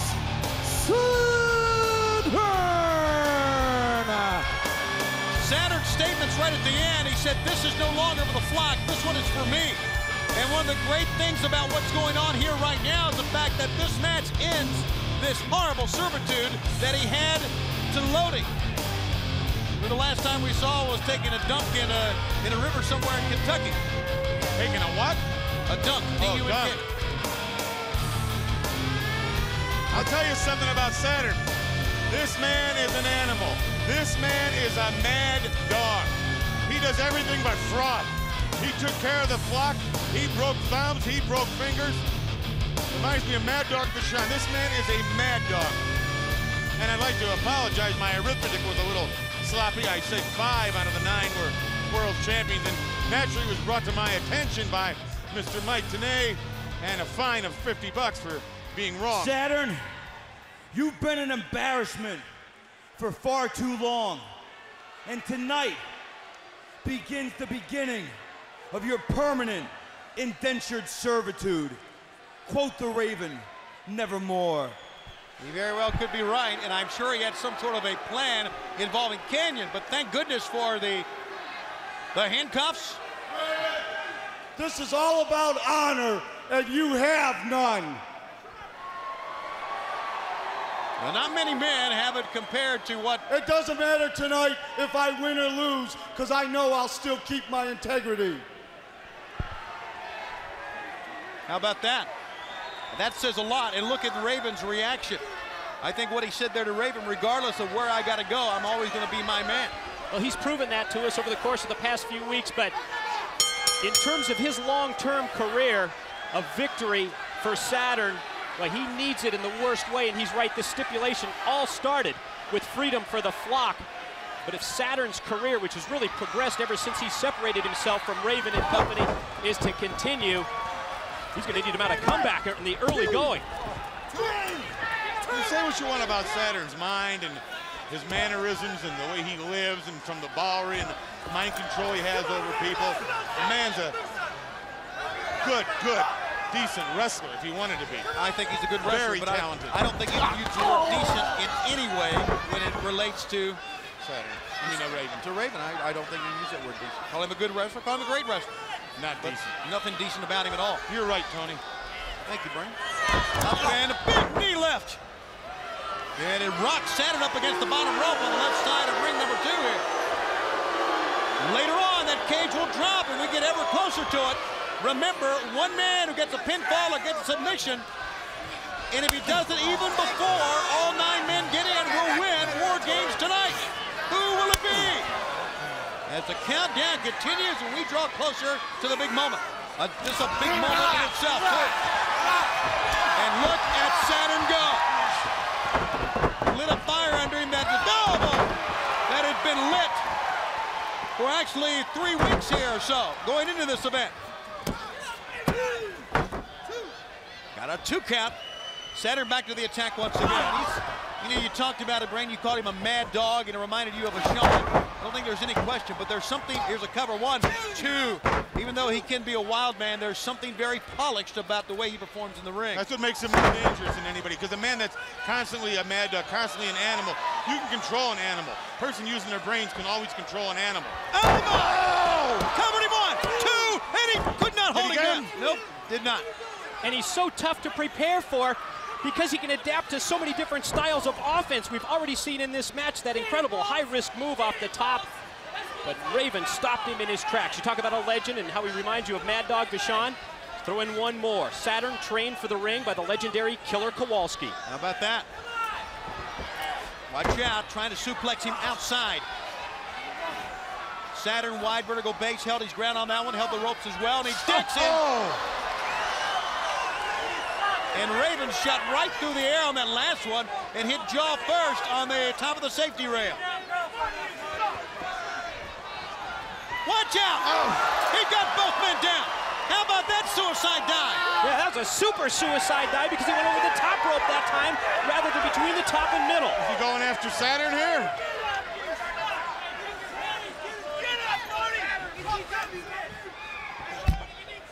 On the inside now, rolls him in. Have you ever seen a suicide dive from Saturn? Look at Lodi here. Oh, it's just part of his offense in which he can beat you through those type moves, submission wrestling or brawling, but that time Lodi evened the score with his interference. Don't forget, he's still got 2 broken fingers. I'd be going after them.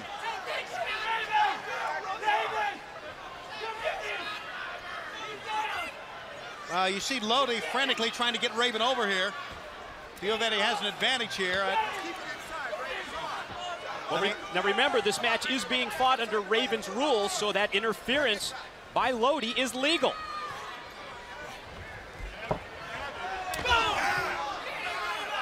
Drops down on the throat. Canyon handcuffed to the turnbuckle there. Encouraging the leader on. And, you know, I've often thought if Raven loses here, what in the world would the flock want its freedom? It seems to me that it doesn't want its freedom, but you never know. Raven. They don't know what freedom is. They wouldn't enjoy freedom. They have to be told what to do. Elbow drop, found its mark. They're followers, they're losers. Yeah, to quote the living legend Larry Zbyszko, they are robotized sheep. And some of them wrestle not too bad. 1, 2. Trying to pull the wool over our eyes, aren't you? Not going to happen. Only got a 2 count.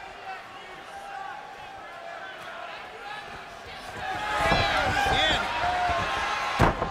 Over. Not yet. Oh, real close. Oh, and Raven comes back with a clothesline of his own. That takes Saturn off of his feet. Seesaw battle. Control, the advantage has just gone back and forth between these two wrestlers, especially thanks to the interference of Lodi.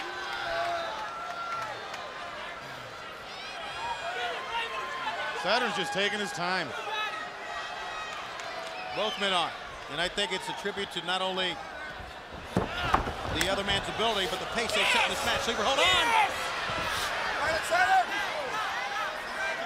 Trying to get out. A lot of times, Brain, you know this, the harder you fight, the worse it is. The worse it is on you. And he was fighting very, very frantically at first, but now he just converts it to a jawbreaker, and it was a good one at that. A real good one, because you see, there's Raven laying down right next to him.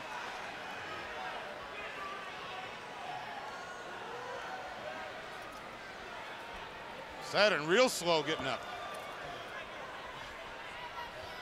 And even slower is Raven making an attempt at a cover. Finally gets 2 and shoulder up. A 2 count only, and once again to the attack. Sam married him over. And how many landed on his feet that time? Look at this. He won't stay down. Backslide. No, sir. Still a lot of fight in that dog. Believe me. You're not kidding. Raven, and you can see going. He's hurt. A little too early to celebrate. Did you ever notice he had a tongue pierce? Did you notice that? Yeah. What a weird guy. A Russian leg sweep. And covers it. Now presses the arms down, but still cannot keep him down. That's how kids used to fight in the schoolyard. Remember that?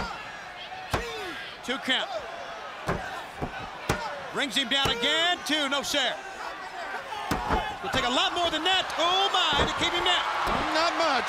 Well, it is Raven's rules, right? Yeah, turnabout fair play. You're not kidding. Low blows work. And of course, if you're Raven, you probably love it. More pain, the better. This man wants to suffer, loves to suffer. Doesn't like life easy. And look at that man there. Look at that animal, that dog pulling himself up.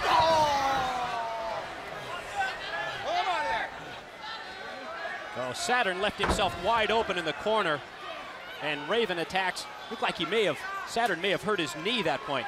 Here we go, the chair's brought in. And again, keep in mind, Raven's rules, anything goes. The referee is arguing now with the other 2 men, and finally, Mickey J walks into your picture. The chair, I see this, and I think of Scotty Riggs. Glancing blow with the chair that time, a drop toe hold. Look at Raven, he's really enjoying his weekend. Well, Saturn has seen that drop toe hold into the steel chair before. Tried to get his hands up at the last second to block the blow, but still took the brunt of the steel. Wait a minute, Flock members coming to ringside with the table. That's Horace, sick boy with the table. There's Riggs as well, and I believe we saw, you on the other side there, you see Kidman. So the entire Flock's out. Like we said, they do not want to leave Raven, I don't think. Mickey J does not know what's going on behind him. Hey! Kidman, drop kick, Raven to the top. He nails. Oh! And they're chasing Kidman. They're chasing Kidman to the stands. Other members of the Flock are. Kidman has double-crossed the Flock. Watch out! Death Valley Driver! Death Valley Driver! Cover him! Cover him! He did! Cover him! Turn around, Turn Mickey around! J! Turn around, count! 1, 2, no! Oh, that distraction by Lodi enabled Raven to kick out. And he needed just that split second to do it. My goodness! What a match! Kidman's incredible antics that time. That turnabout by Kidman got all the other members of the Flock running out. with the exception of Lodi, who stayed at home there, with Canyon, who couldn't go anywhere. He's kind of incarcerated. Boy, did that blow you away or what, Mike? Wow, shocked. I thought he had him. I thought it was going to be the 7-year itch of the top, but it was a missile drop kick that caught Raven. This match keeps going on, and what a match it is. And Raven is hurt. Ducking, Saturn picks him up. Pin the move. T-bone suplex, running clothesline, belly to belly, overhead released. And look at the dog come out in this man. Look at him right now. He's ready to chew, scratch, bite, and bury Raven. To the attack again. Side of the head. Scoop slam to go. He's up. Oh, yeah. Guillotine leg drop. 1, 2, and he couldn't keep him down. Even using that middle rope as a springboard, couldn't hold him down. Raven's showing me something here. Yes, he is tough. 1, 2, and he... Not yet. Form of a Hoovy driver right there is what that was. Guess we'll have to name that one the Saturn driver.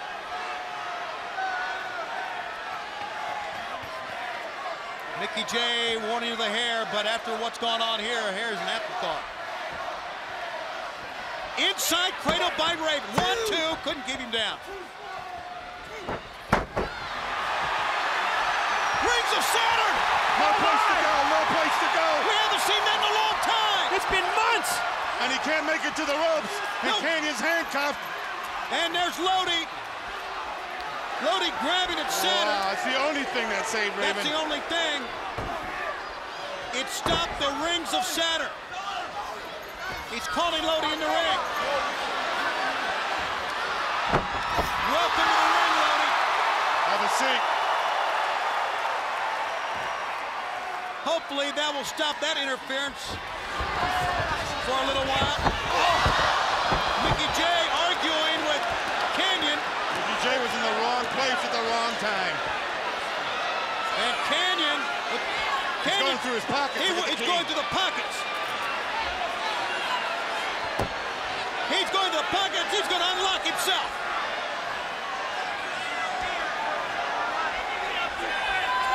So Canyon unlocked. Both combatants are down. Lodi still straddling the top. Canyon the only man on his feet. The flatliner. He put a flatliner on him and he rolls Raven on top of him. Oh, I fear he won't get up from this. And we're talking about his career taking so many steps backward by having to join the flock and be subservient to Raven. As he tries to awaken the referee. It's over. 1, 2. No! He got the shoulder up. He's still alive. He's still got it in him. The fans erupt with the right shoulder shot up in the air. Canyon going nuts on the floor. Having a good time, Raven.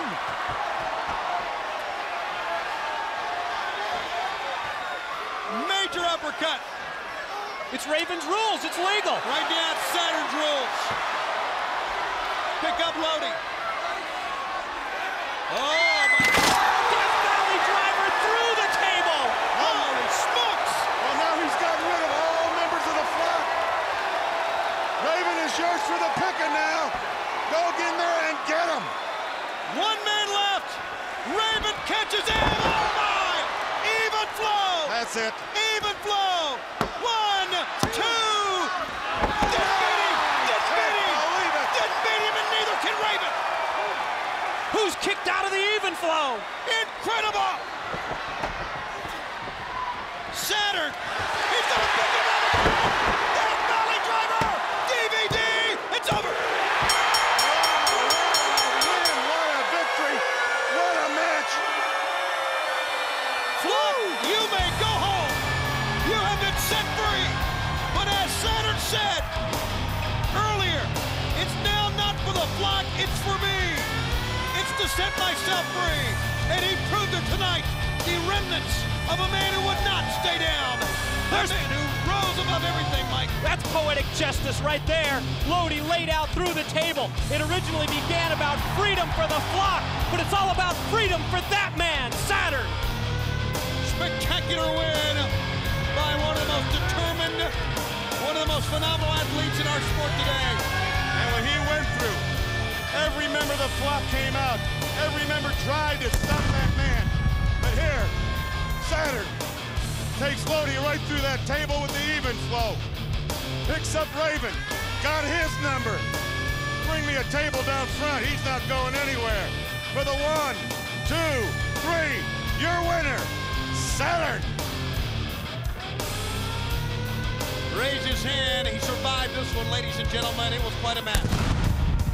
All right, I was handed a note near the end of the match there, and we need to bring this to you right now. It's what we think is very, very good news. We just received word from Hacksaw Jim Duggan's wife, Deborah Duggan. We've known Deborah for many years, a fine lady. She called. Here's an update on his condition. The doctors got the whole tumor. His kidney was encapsulated by the tumor, and it was the size of a football. Oh, my. It was cancer. It was malignant. The doctors feel they got all the cancer, and he'll go home tomorrow. You know, with modern technology, the way it is today, you get it quick, you got it done. That's great. That's wonderful. I talked to Jim in Mobile, Alabama, as he was walking out. Let's give him one. Thumbs up to you, Jim. Ho! You are the man. Here's a look at Dean Malenko, Curt Hennig, because they come up next. Oh! There's an uppercut from Hennig, who turns around and says something to Rude. What's it about? I don't know. But that gives Malenko a chance. He's going to catapult him into the steel cage. I thought maybe a Texas Cloverleaf, but no, the catapult. Malenko has got his second win. See, Malenko sends him in again. Well, bad arm or not, Malenko's on fire. Trips him up. Goes for the leg. He's going for it now. Going for the Cloverleaf. No. He's too close to the rope. Hennig's going to make it. Curt Hennig went to the rope. You're right, Brain, but that does not derail at all Dean Malenko's efforts. Malenko hits hard. Oh, boy. Referee down. Oh, he picked him up for a scoop slam, and I believe he got hit in the eye. Was that what? Malenko's feet hit him, I believe. Yeah, referee Scott Dickinson is down and out. When Hennig picked him up, he swung him and turned him a bit. His feet hit the referee. Oh! You got the troops out. It's Bischoff leading out. And there, Stevie Ray. Bischoff's got a key. He's got a key. He's getting in the cage.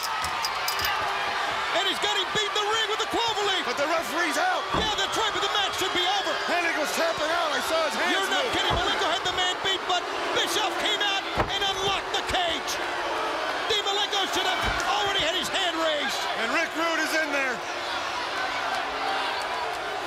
After this, and I'm going to say great matchup, this has to happen. Oh, he's going to rip the referee. Well, Malenko had him beat. Yes, he did. Right square in the middle of that ring. Stevie Ray. The count by Rude as Hennig had covered Dean Malenko, Stevie Ray in as well. And for all that's gone down tonight at the hands of the black and the white, or to the black and the white at the hands of the Warrior, you see that the white and the black NW Hollywood rising up here now. And what are you going to see? What are you going to see Sunday with 2 rings, 2 cages, 9 men, everyone for themselves? All right, well, we need some help for Dean Malenko here. They're going to pull him out of the cage. They're going to slam the door on his head. That boy, Brain, you're right. Oh, no. That's a... This is Curt Hennig again. They did this 1 year ago. And Arn Anderson is... My goodness! The Enforcer has arrived! Is he nuts? He just couldn't take it anymore. And Arn Anderson... Arn Anderson's got his shirt off, calling for Stevie Ray face first into the cage. The fans are on their feet. They're going wild. Somebody better get Arn Anderson out of there. He could be crippled. He could be crippled for life. The heck with that. Listen to these people. He could cripple everybody else. Oh, yeah, there's no doubt about that. The Enforcer is back. I said at one point that you didn't get it. And I said you didn't deserve to put these 4 fingers up. Well, the fact is, I'm not saying the Horsemen are back together. They may never be back together. But if it was my call, and I'm not sure it is, I would be honored this night, right here, to call you a Horseman.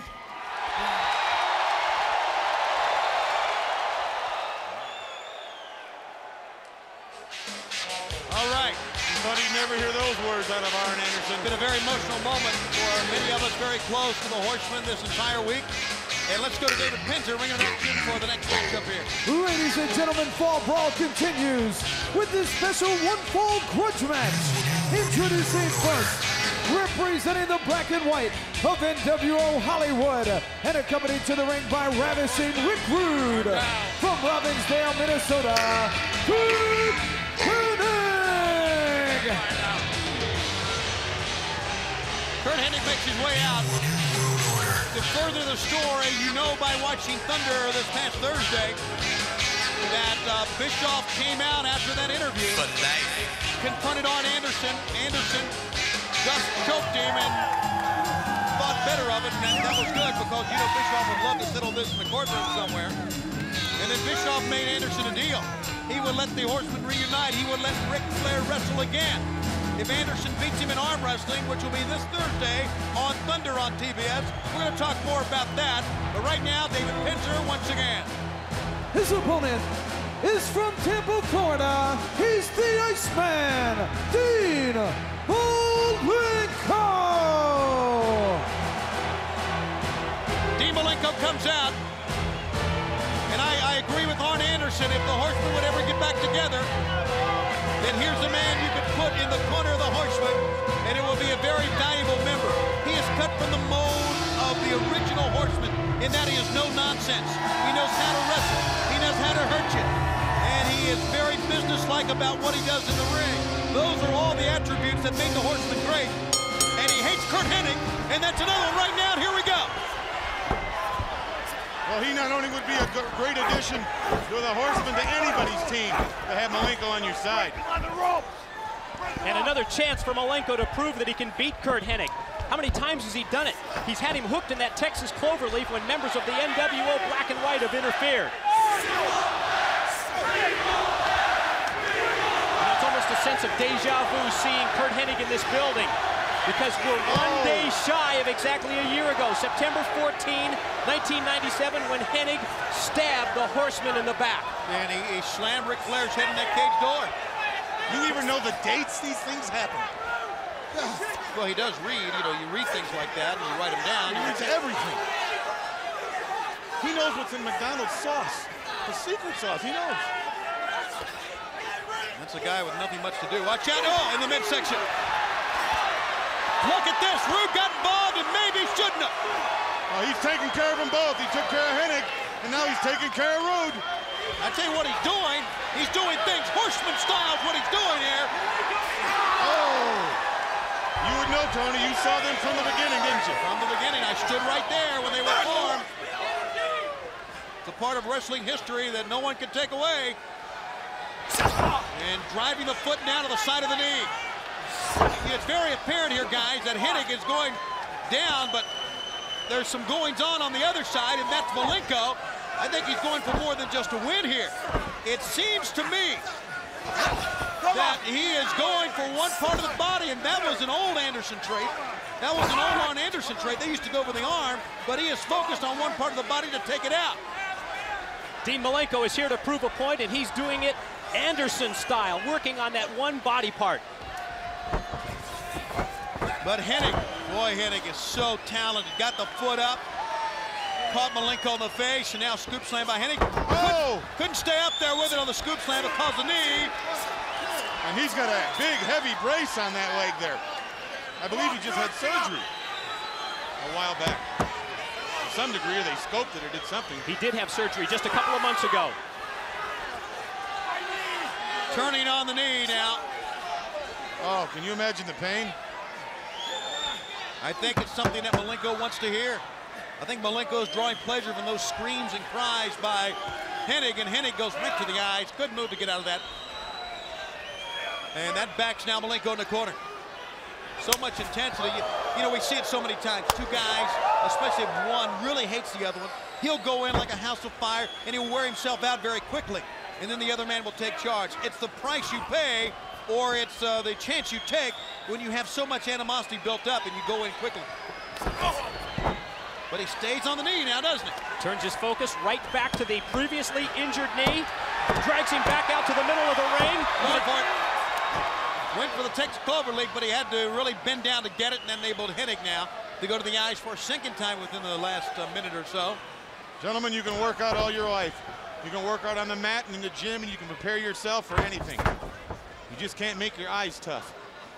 No, you can't, Brain. And that's why they're so vulnerable, and that's why guys like Hennig continue to go at the eyes. We've seen it so many times, and Hennig, that was a good move, but he hurt himself as well. Well, not a very smart move in terms of strategy by Curt Hennig with the already injured knee. Uses the head scissor stomp, and all of his weight, 245 pounds, came crashing down on the already injured knee.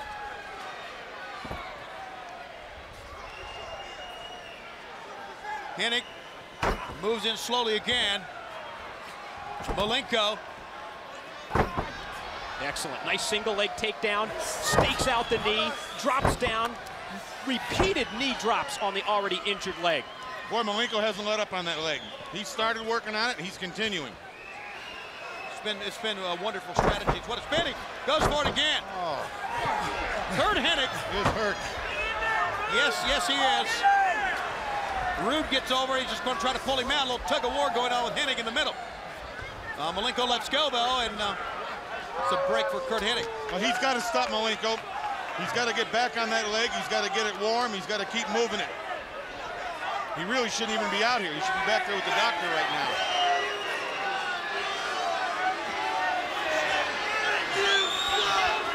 I don't know of any doctor in this facility that will work on an NWO member. Not after what Bagwell did. Not after what Bagwell did is right. Let's blame them all. The old black and white did it. Fight goes on here. On the outside. Well, I say that unfortunately, not unfortunately, fortunately for us, we have a great medical staff, training unit that takes every injury seriously. We're not talking about Schwartz, though. Schwartz is not a doctor. If Schwartz is a doctor, you're a nice guy. And now Hennig trying to beg off, trying to plead. And Malenko drop kicks him on the knee. Oh.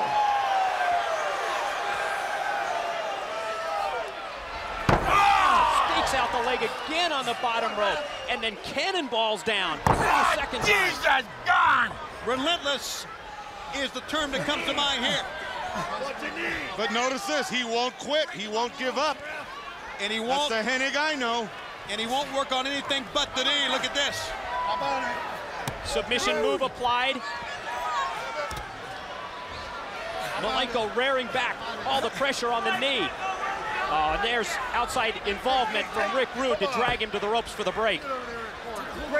We talk so much about the purpose and the intent and the intensity of Dean Malenko. I don't think we should go any further without talking about the ability of Curt Hennig to stay in this. I mean, he's taken quite a beating here and a tremendous amount of punishment on that knee, but he shakes his head right there. No, he doesn't want to give it up. Shows you what he's made of, Brain. I know that.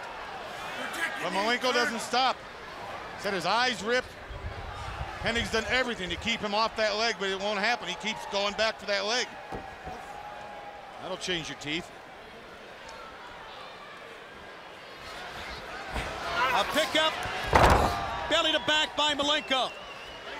And I tell you, that was only the setup to get him down so he go to the knee again.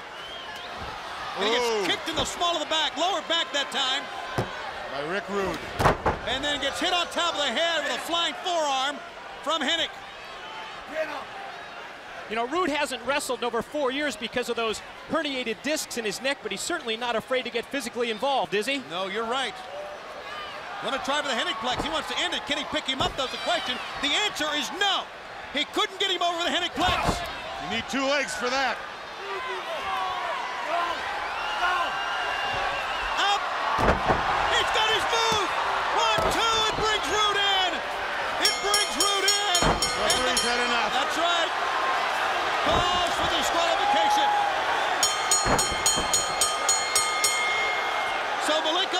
by DQ or disqualification, but he's in a very tough spot here. Watch out!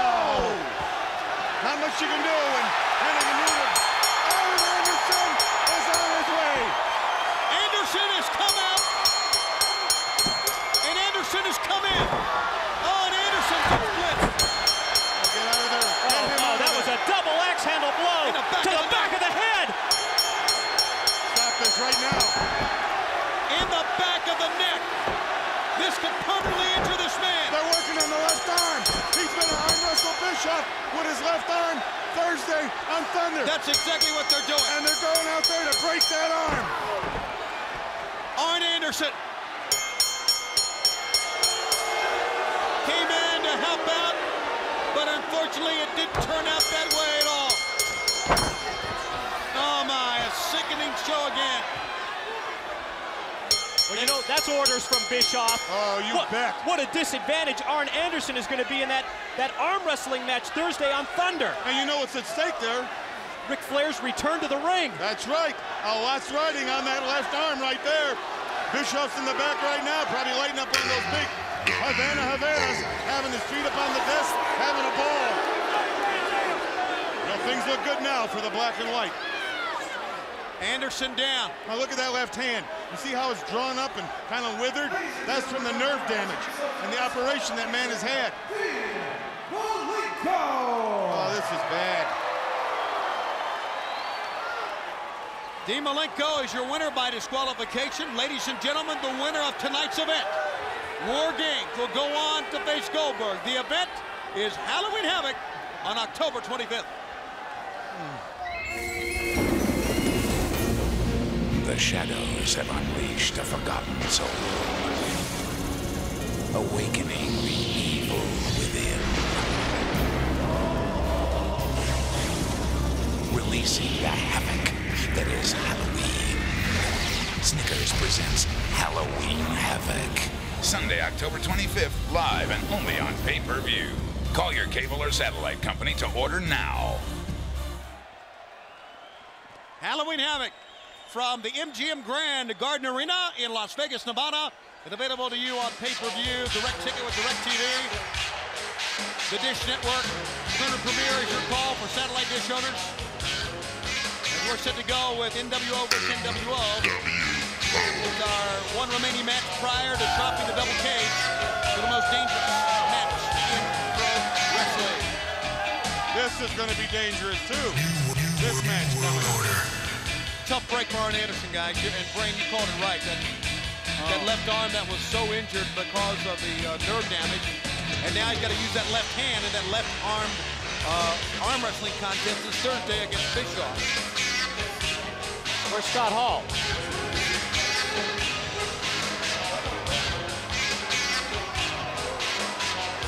Here he comes. You know, if judging Scott Hall by that earlier altercation that we saw with Conan, not sure if he's in any condition at all to wrestle here tonight. Vincent doesn't look too pleased about Scott Hall. Scott Hall has problems, there's no doubt about it. And a lot of people have problems when Scott Hall's in the ring. Vincent will get a hand on the refreshments here as Hall makes his way to the ring. Vincent moves the sarsaparilla.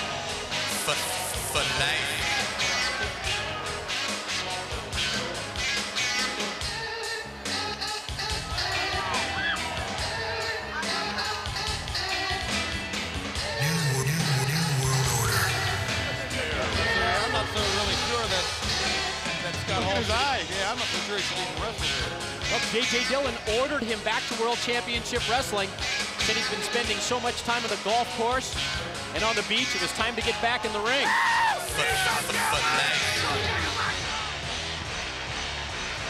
All right, the fans here and the fans in this part of the country, here in the Tar Heel State in the Triad area, have a keen sense of what's been going down in wrestling, and they boo Scott Hall. Whoa. Scott. A little wobbly, wasn't he? Yeah, trying to get to the turnbuckle here. Whatever, I guess. He's in the wrong ring. He's in the wrong ring. One half of the WCW World Tag Team Champions. Scott, it's the one with the guys in it. Whoop. So Hall makes his way over, and I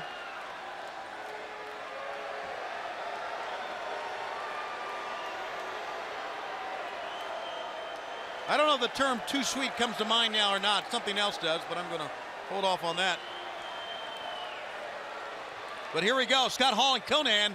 It's a bitter NWO battle we've seen before, but not yet finished, not yet done. Oh, he's going to do his Foster Brooks impersonation now.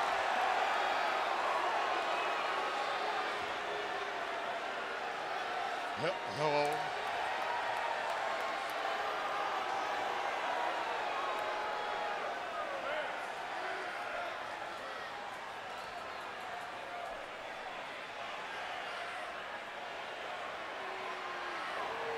Hey, yo.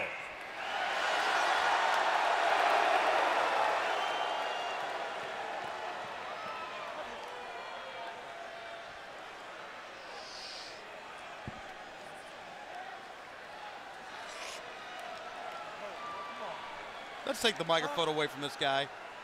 It's survey time again.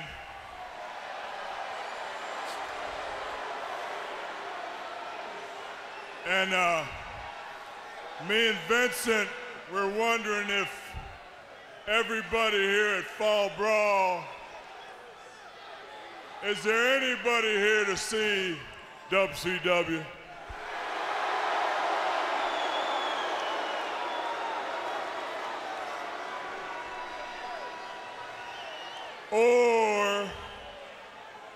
Or is everybody here at Fall Brawl to see the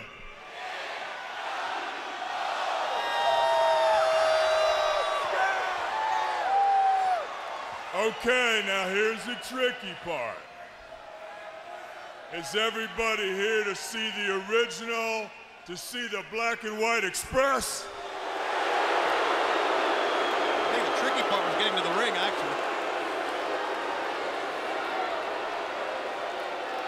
I want to know what he did with the umbrella in that drink. Or is everybody here at Fall Brawl to see that lame wolf pack?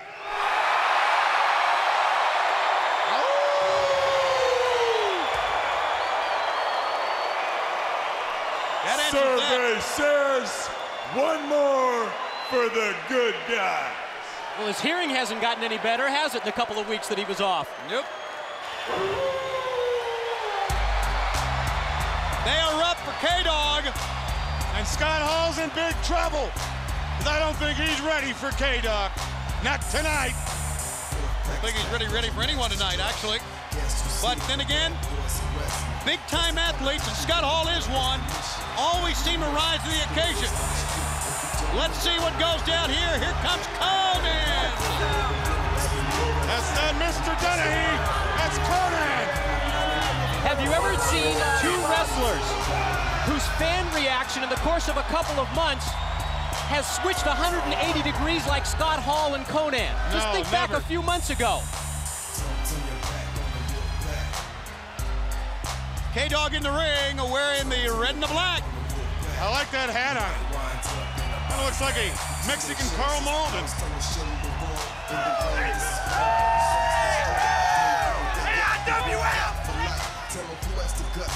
This is going to be interesting.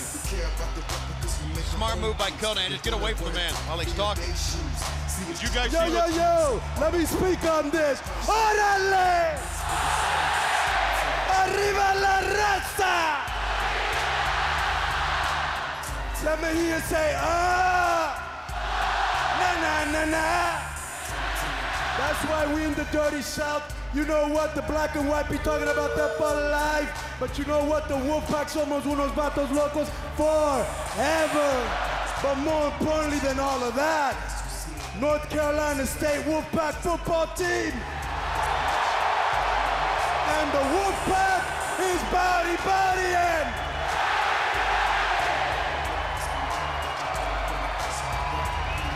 Somehow Scott Hall made it to the top rope. That's where he's sitting.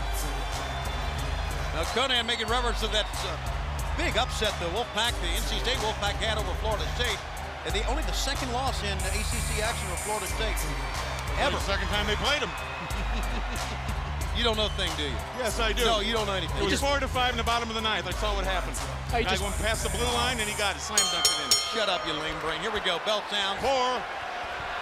Scott Hall's going to get in the other ring now. He doesn't know which ring he's in. Little game of cat and mouse here, maybe.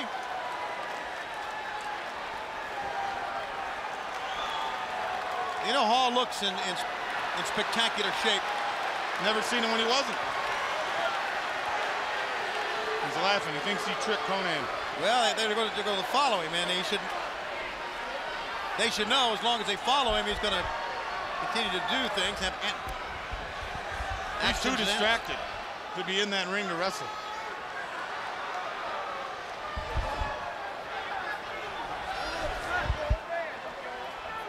Seems aggressive, though.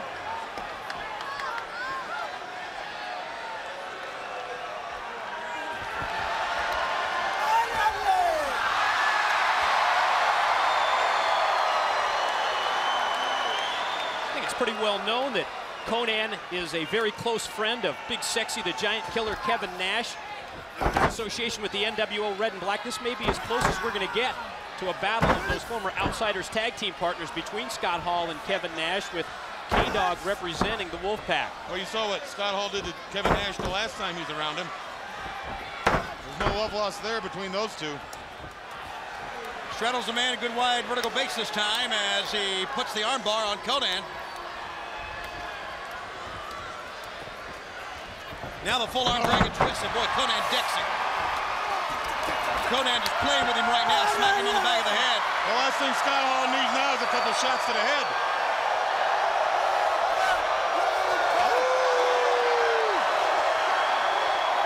And the Wolfpack, we talked about it earlier, Mike. Red and Black is the hottest thing going today in wrestling. There's no question.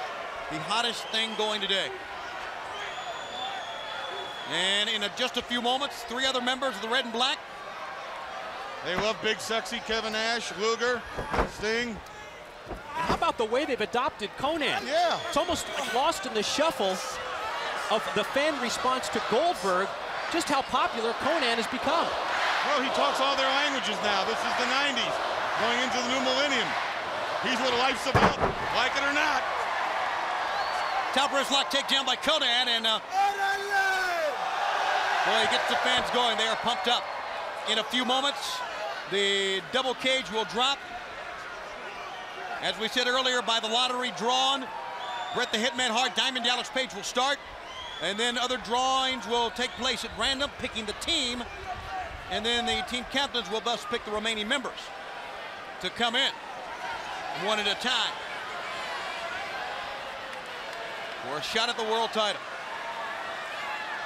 It's like Simon says. Yeah, Scott Hall just silly right now, and he deserved every bit of that slap in the face. Now, in he goes. Konnan! He never saw him coming. The rolling lariat that time. And Scott Hall is going to make his way now, at least attempt to the other side. Between the rings. He is now in both rings. Yes, he at is. the same time. He's stuck. We've never seen that one. That's never happened in all the years of that. You're looking at a Scott Hall sandwich right there. 2-ring sandwich. It's just what it was. And hold the mayo.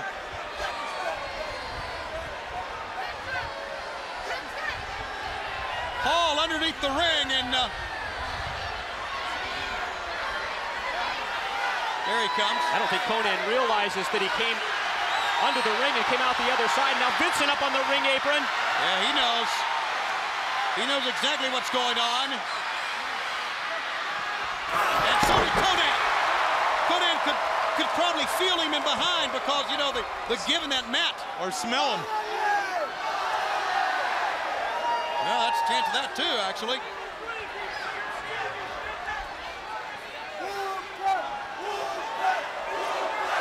Vincent, whatever you do, don't light a match. Scott Hall on the outside, gets the swig to keep going here. Maybe we should notify our pyro people about Scott Hall and ring introductions.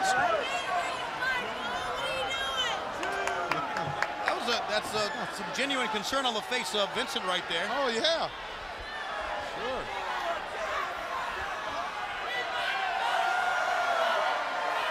And now Scott Hall, I don't know if he wants a count out here.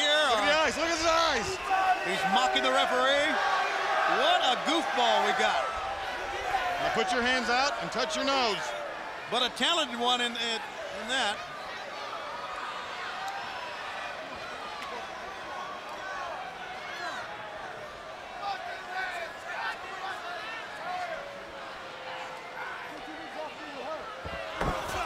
Went the lock up. Pulls back on the arm. Still a lot left to Scott Hall, guys. I know what we've seen and what's very apparent here in his antics, but Scott Hall is still one of the greatest wrestlers in the world. Oh, he kind of goes in and out. I think the great wrestlers can do it regardless. And let's just see if he overcomes that in this matchup here. Konnan, you can see the pain on his face. And Scott Hall, it's a great move, Mike, with the shin right between the shoulder blades, pulling back on the arm. Well, especially when you have the height advantage that Scott Hall does. The surfboard hold, the knee between the shoulder blades added for the extra leverage and pressure. He may be a lot more alert than we think he is. Pulling back on the deltoids, the trapezius. Just crunching those lats in the back there. You know, some people work and perform a little better when they're relaxed. Some people do. Let's see if Scott Hall does.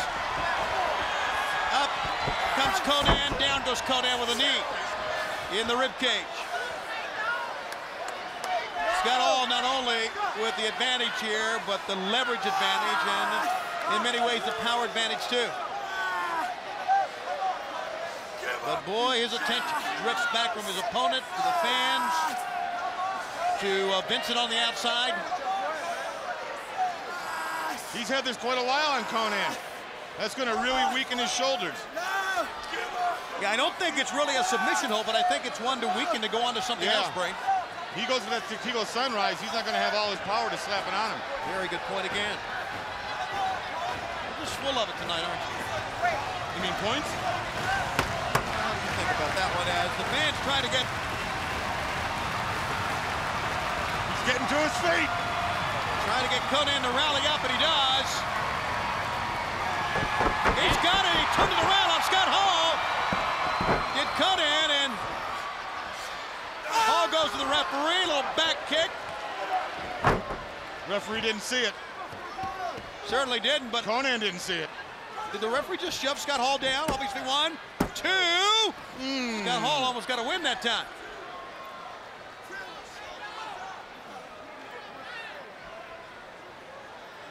Hall once again. Could be the fall-away slam. And that's exactly what it is. And that was expertly executed. Cover, 1, 2, no, sir. Just can't put Konnan away.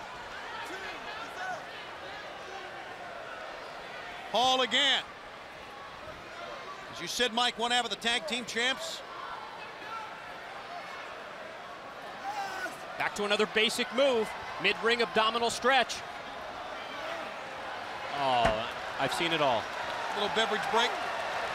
Yeah, we have seen just about everything now, haven't we? And then again, in one of these pay-per-view telecasts, we say that every time, don't we? Scott Hall's happy hour. That's what it is. Next will be given a poo-poo platter. The abdominal stretch firmly applied. There you can see, and you know that combined with that surfboard maneuver, it's got to be awfully taxing on Konnan, his back and the shoulders. He also had him in that surfboard a couple minutes ago. For a guy like Scott Hall, who's obviously not on his best game, is doing great. I really think in many ways Scott Hall is on his game. I think this is his game. And a warning as Silverman saw the top rope being used, and that prompts Scott Hall just to slam him down. Threatens the referee momentarily, but the effect here is that Konnan went down very hard that time, Mike. He's hurting. Key to this matchup for Konnan. Maybe not. To get that recovery. Hooks on the abdominal stretch, so he's countered the move again from Scott Hall, but the hip toss puts Hall back in control. He is in control. It's a good effort by Konnan that time. Scott Hall, he missed a pair of elbows. You know what would finish Scott Hall off here? You get him in the airplane spin. And just set him in the middle and stand him there. That's a great point. That probably would work. He wouldn't see you till after Nitro. To the side of the head. To the top turnbuckle. Konnan. Starting to mount a little comeback here. Scott Hall in. Konnan runs in as well. And Konnan gets wiped out.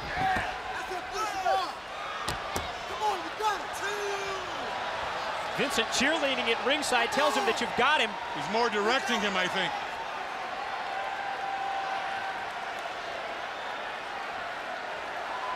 Hall picks Konnan back up. Hall hooks Konnan up on top.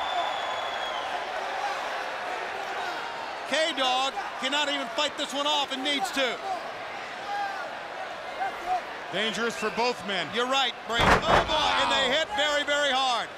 Belly to back from the turnbuckles. But Hall's getting up. Well, you got to take your hat off to this guy. Or raise your glass. One more for the road. That's exactly what he was. Vincent wants him to put that outsider edge on, but he wants to take another sip before he continues here now.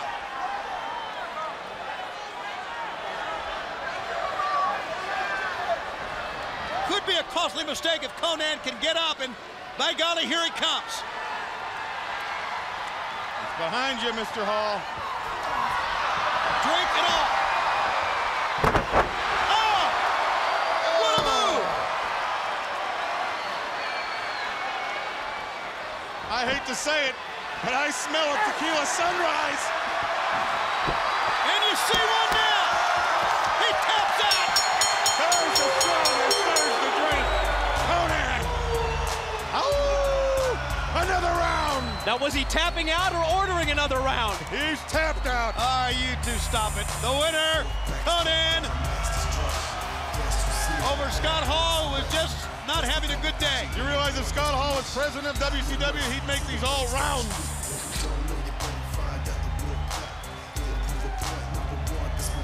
I think based on what was apparent with Scott Hall, that Scott Hall wrestled a pretty darn good match. And I think he enjoyed his victory before he got it. Yeah, I agree with that. I think I do. Konnan walks away the victor. As we are at the... I'll tell you, Scott Hall really put up a fight in there. That's what I was saying, Brain. I just said that. Well, that must have been where I heard it. We are at the doorstep of the big one. A mere moments away. Woman's got no teeth. Please, Brain, leave these people alone. Your winner. How much she charge a haunted small home? You're not a nice man.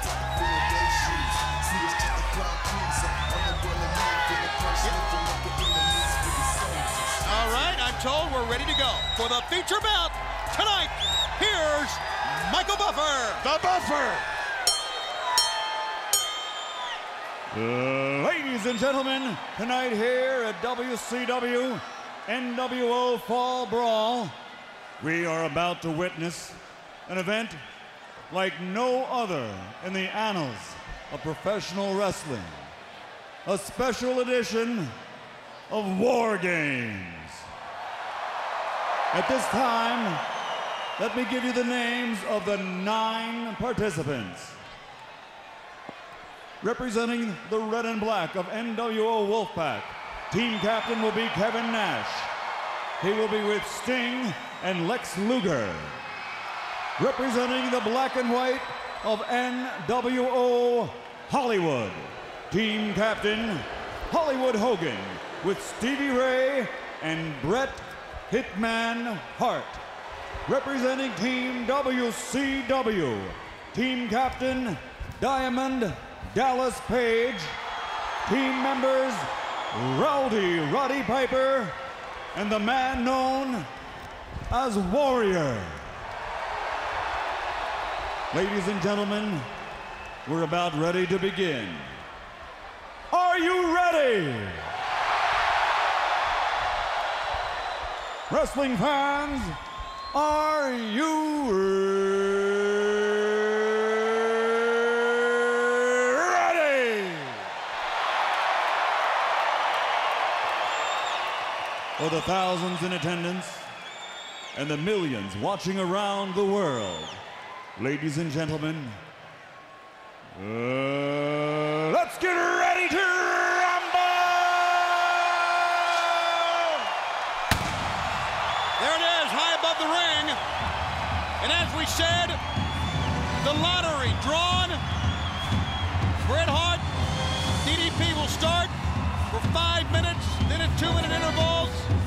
Other members will come in and they will be selected from a random drawing as well, with the one man winning facing Goldberg.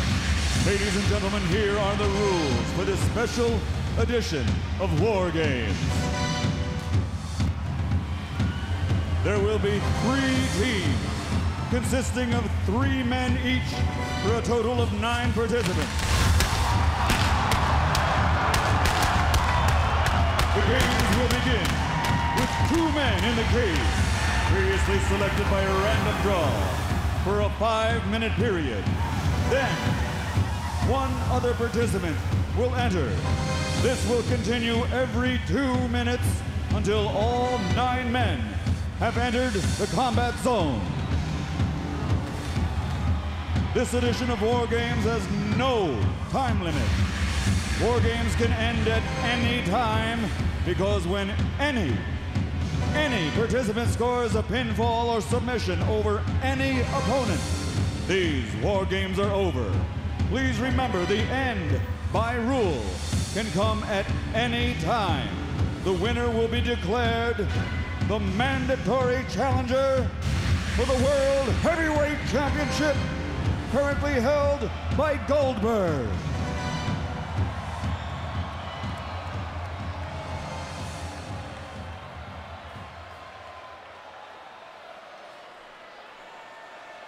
All right, there it is. There's the rules by Michael Buffer, and the fact is that the match can end any time before all 9 men get to the ring. He made that abundantly clear. So for Diamond Dallas Page and Bret the Hitman Hart, who will start, it would be to their benefit to try to get it over early, but I really don't. They're the type of athlete to be very difficult to beat in 5 minutes. Certainly is a huge advantage to both of those men, and that advantage will wear away with every other wrestler entering the ring. Back to Michael Buffer now.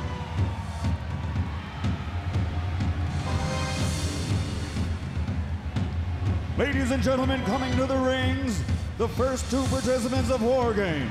First, wearing black and blue from the Jersey Shore, he's the team captain of Team WCW, the master of the Diamond Cutter, DDP, Diamond Dallas Page.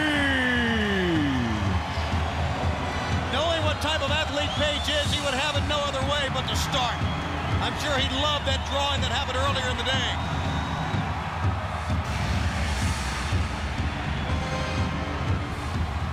Well, he's ready. He's always ready. This is a big one. He knows a lifetime opportunity rests on this match. If he can get a win, he's going to the big top. What an incredible array of talent assembled for the War Games. The best ever. 6 of the 9 wrestlers, world's heavyweight champions, and 22 world's title reigns among those 6 wrestlers.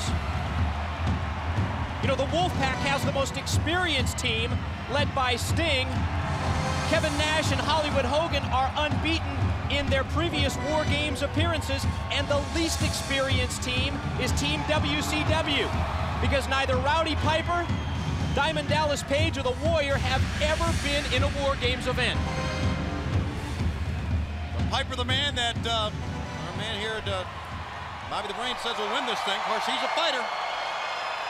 He said it from the beginning. There are no friends in this. Don't they get it? That's what made me go that direction. I've never been wrong. There you go.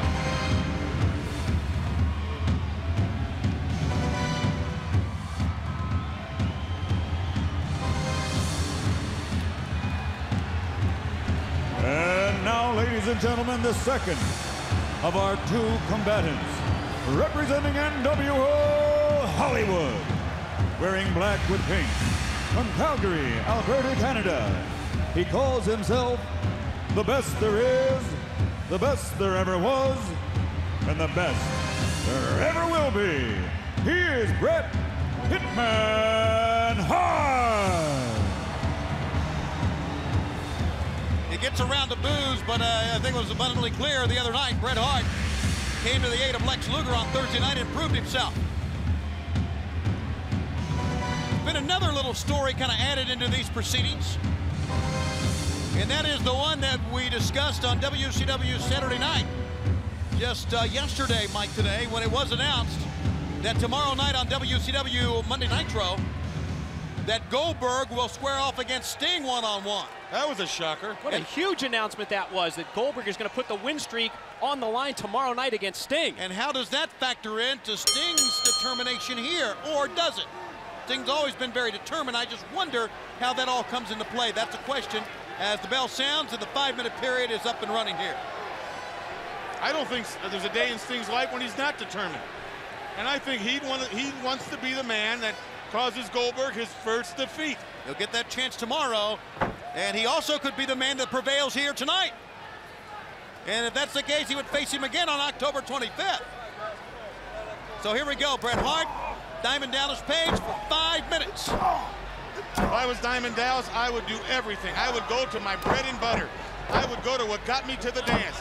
I would try to get Bret Hart in a position where I could get that diamond cutter on him real quick. Do it quick, that's right, before everybody else, because, that's right. You know, it's just by the sheer numbers, it's obvious. The more that come in, the less advantage it gives DDP and Bret Hart. These guys have the definite advantage.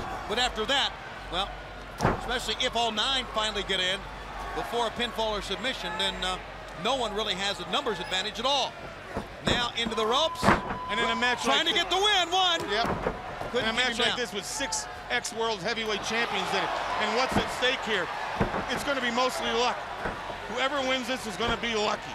Well, lucky, or maybe there's some sort of strategy. Not with that kind of talent in there. Page. The best there is in this. Just planted him with the belly-to-belly. Trying again to get the win, but couldn't hold him down. The 9 best men in this sport are in that ring. Yes, they are. Oh, he went for the diamond cutter. That's how important that world's title shot is to everyone involved in this. Oh, that'll equalize it. Hart drops down. Page makes contact with the top turnbuckle. Another thing you may notice is that no other team members, no other athlete is standing out beside the cage like they've done for the last many years. There's a DDT. They're all in the back for random drawing. 3 minutes remain in the time period. 3 minutes. Less than 3 minutes, dummy. They're all back for the random drawing. And they'll come out individually. And remember, that's going to be a random team order from that point on. We'll wonder which wrestler is going to come out to represent that particular team. Bret Hart with a choke, and you heard David Pinzer. We are under 3 minutes, approaching 2.5, maybe 2 minutes. So if Bret Hart wants to try to win, if Bret Hart maybe wants to try to get a sharpshooter on, he needs to get it done quickly. That's why a manager is so important at ringside. He can tell his man the time. He knows how much time has expired. He knows how much time is left. When you're in that ring, it's very hard to pace yourself when it comes to time. That's why a manager is so good out there. Yeah, a lot of times you'll find out, Mike, we and Brain, we all know this. We hear ring announcements. We hear how much time remaining. You don't hear it in the ring. You don't hear it in the ring at all. You never hear it. Wrestlers will tell you that. We're up to the 2-minute mark. Here's the announcement, I'm sure. 2 minutes remain in this time period. 2 minutes. You know what you hear in the ring? You never hear Weasel. You never hear Goldberg. You just hear a roar. It's really hard to concentrate on anything when you're concentrating on your opponent. All right, let's see now. Bret Hart can get this going. Bret Hart picks up Page, and a backbreaker nicely done. Working on the back. Could be the setup. Could be the setup. Yep, here it comes. Nope, not yet. But those are moves that lead to that finishing hold of Bret Hart. See, but he doesn't know he's on the clock now. He is on the clock. This is the former U.S. champ in Diamond Dallas Page against the reigning United States title holder in Bret Hart, but I think Hart's acknowledged goal is to get the world's heavyweight title belt. That belt has eluded him here in WCW. Tonight he has his chance to accomplish that goal. And we're coming up on a minute, I bet. Yeah. Pretty close. That's everybody's goal, as a matter of fact. 8 other men have the same goal. And in a few moments, you know, and I said earlier, may be wrong, as there's 1 a minute mark. minute remaining in this time period. Here we go. Keep that on the screen. Keep that number there. Who are you directing now? Here's a 1, 2. Only a 2 count. Okay, go wide. Shut up.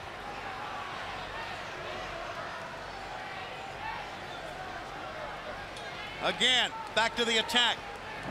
Bret Hart inside cradle. Nicely done, but couldn't hold it down. There you see in the far side, ring number 1, you see the time 30 clock. seconds remain. Time clock on the giant screen, and Charles Robinson in the ring. In the years past, the referees have not been in the ring. The referees have been on the outside, but they put them in this year because they've got to weed through all 9 men to see if someone can make a pin. It's going to be very difficult for the referees as well. Yeah, you're going to need more than one set of 10, eyes. 9, 8, 7, 6, 5, 4, 3, 2, 1.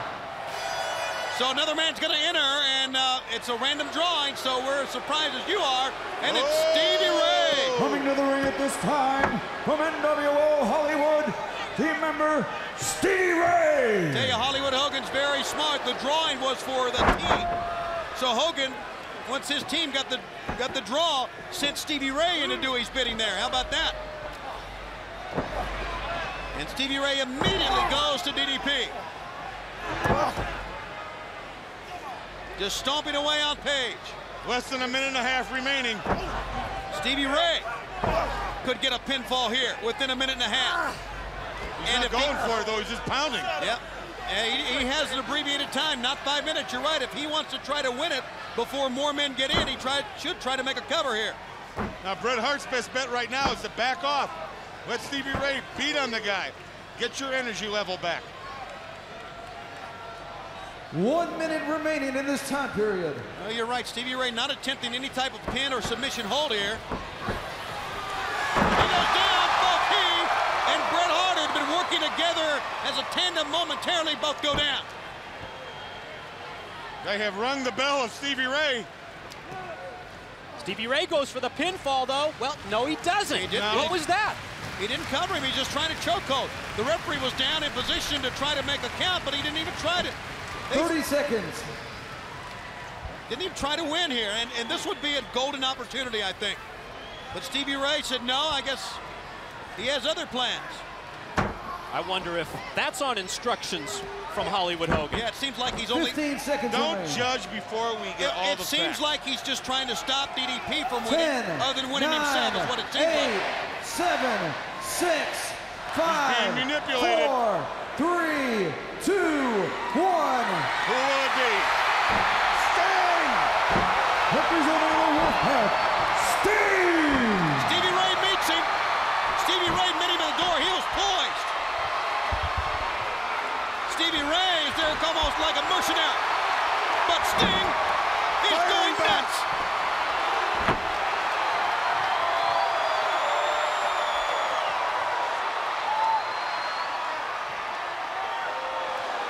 There goes Sting. He leaped from one ring to the other. What a variation of the Stinger splash that was.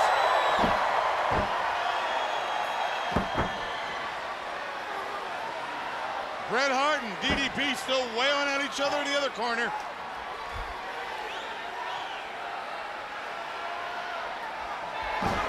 To the side of the face.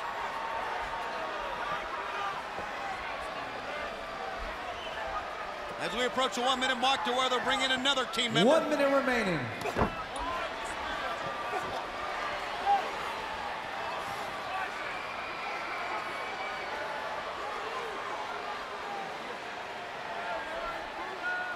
Bret Hart.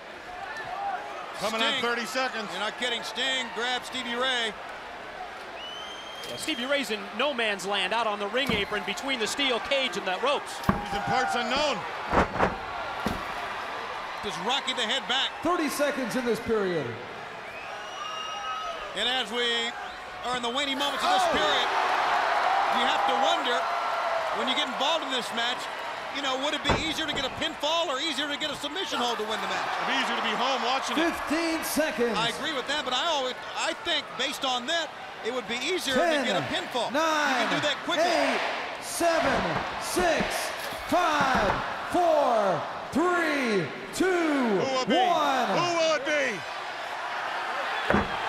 Oh my goodness! A wild Team man's loose. WCW represented by Rowdy Roddy Piper. Piper's going in, screaming as he runs. And he's going to hit the first man he sees, and then hit the next one. Fastest hands. And even Page, because it's every man for himself. Remember that. He's my pick. You're right, Brandon. He's looking darn good now. He's a fighter. Look, he don't care who it is. He's going to hit everybody in that ring.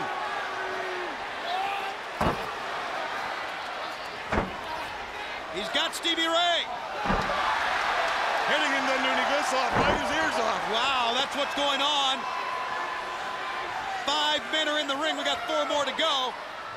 And you can see how dangerous this match is by the sheer numbers. The carnage that happens. You never know when you're going to get blindsided. That's why a submission hold is very tough. 1 minute in this period. To put a submission hold on, you got to turn your attention away from everybody else. And it can take quite a while. A pinfall, 1, 2, 3, it's over, you're gone. Team members. Yeah, forget about that. Piper was right, they don't get it. Piper to the eyes, waiting for Page, turn around, and he nails it in the jaw. Meanwhile, someone looking like Stevie Ray getting stomped by Sting, but 30 seconds. The rings. Going for the ear of Sting. And now Bret Hart shuts off Piper.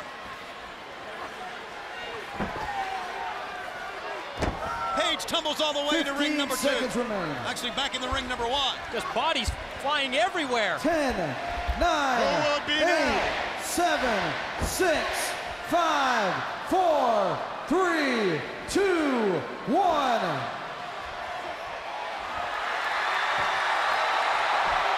It's Luger. The total package. Lex Luger. Take your time getting to the ring.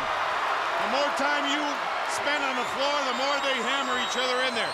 It's better for you. This is all psychological. 3 men remain on the outside, being Nash, Hogan, and Warrior. Bret kind of gave some kind of a high sign to Luger. I believe you're right, Brain. But you can't work as a tandem. You can't work as a team. You got to just be focused on yourself. I often said I thought if any trio could work as a team, it would be the Wolfpack. Be interesting to see what plays out here, what goes down. Maybe we'll see members turn on each other. How about that? Luger just hit Bret Hart, the man that came to save him last Thursday on Thunder. It's every man for himself. And look at him pounding Roddy Piper. 1 minute in this period.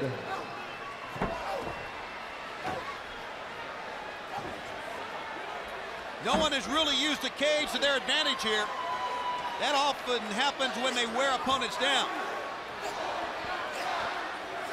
Piper's got the sleeper on Luger. But Luger picks him up and straddles him now. Actually dumps him on the apron. So much going on, it's hard to see everything. And it's very tough for us, tough for the referees. 30 seconds remain. Thank you, Brain. You sound like you're talking there. Oh! Thanks for the compliment. Splat in ring number 1 went Sting that time, or was it Page? Piper's got the sleeper on Stevie Ray. 15 seconds. 10, Jawbreaker. 9, 8, and the countdown 7, goes on. 6, 5, 4, 3, 2, 1. Open the chute and bring out the next bull. It's Big Sexy. And that was Big Sexy for the Wolfpack, Kevin Nash. Wolfpack in the house. The big man in the house, and watch out. The advantage always for the fresh man. 6 men have been wailing away. 2 of them now for a good amount of time. So the advantage would go to the fresh man, so it would be very obvious, logical, that this would be Kevin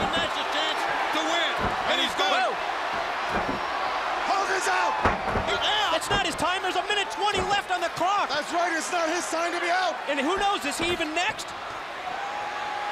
But he's in. He's in. He's behind Nash. Hollywood is in. And how do you stop him? Wait a minute. Look, he directs Stevie Ray. They both walk over together. He's got a slapjack in his hand. Luger has the torture rack on Hart, but oh, he just nailed him with nails. Oh, that sting he hit. He's got a slapjack in his hand.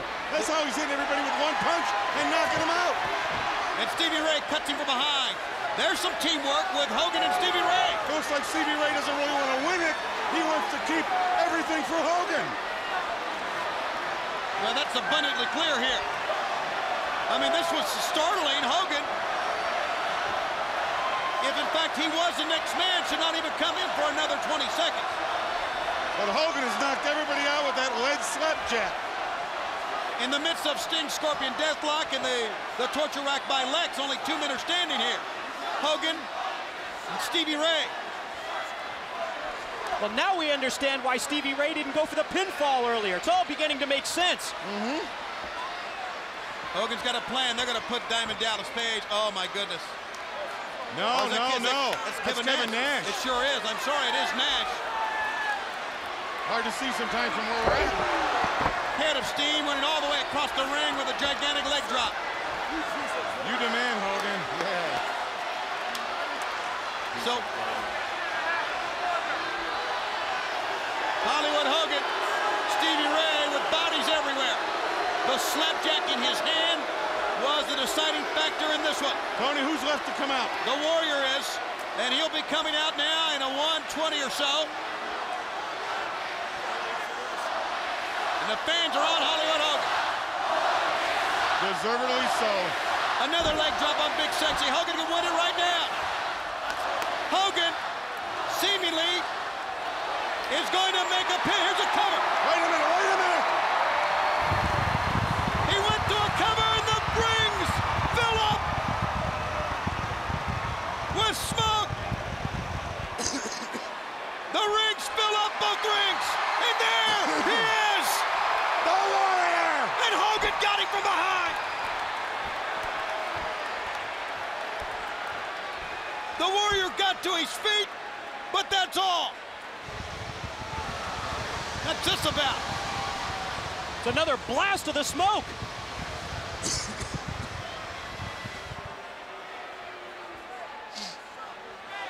And he's got the coat of the Warrior. But there's no Warrior. But that's all he's got. He's done it again. Here he comes. Wait a minute. How'd he do that? I don't care. I'm just glad he did it. The Warrior's around. And with every man still down, Warrior, Hogan, going at it. Right into the steel post. Stevie Ray and Hogan. This may be too much even for the Warrior. Hogan on his hands and knees. I don't know what he's trying to do. Maybe he's trying to crawl. Is that the Disciple? Yes, he's out there getting Hogan out of the ring. He's pulling Hogan out. And Hogan, what is going on here? It's Warrior in the cage. Hogan left the cage. He left the cage for Stevie Ray to do his fighting for him. And they're padlocking him in. Knock that referee out, man. And knock the referee out. Oh, you heard that?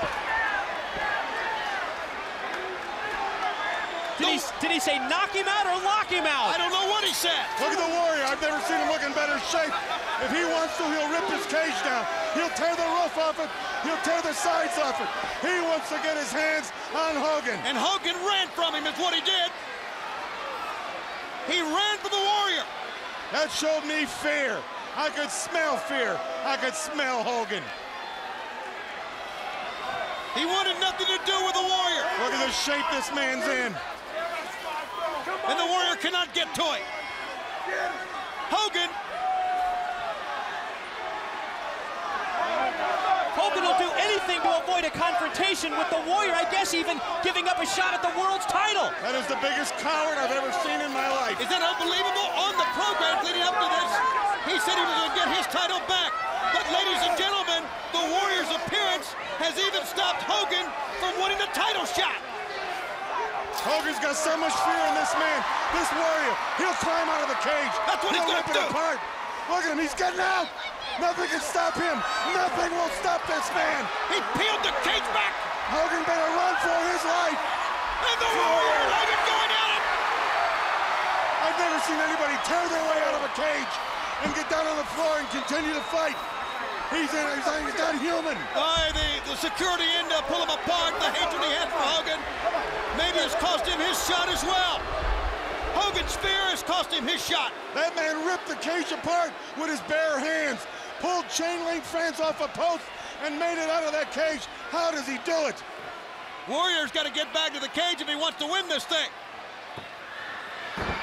Slapjack, he nailed somebody with it. Page with the diamond cutter on Stevie Ray. It's yours if you want it. 1, 2, Diamond Dallas, Diamond Dallas, Diamond Dallas wins. The winner of the War Games, DDP Diamond Dallas Page. He gets the title shot against Goldberg at Halloween Havoc. Well, he worked his tail off. He was the first one in that ring, and he worked his tail off. Wow. Amazingly enough, it all went down with Hogan's fear of the Warrior getting the better of him. The Warrior's hatred of Hollywood Hogan pulling him out of the cage as well.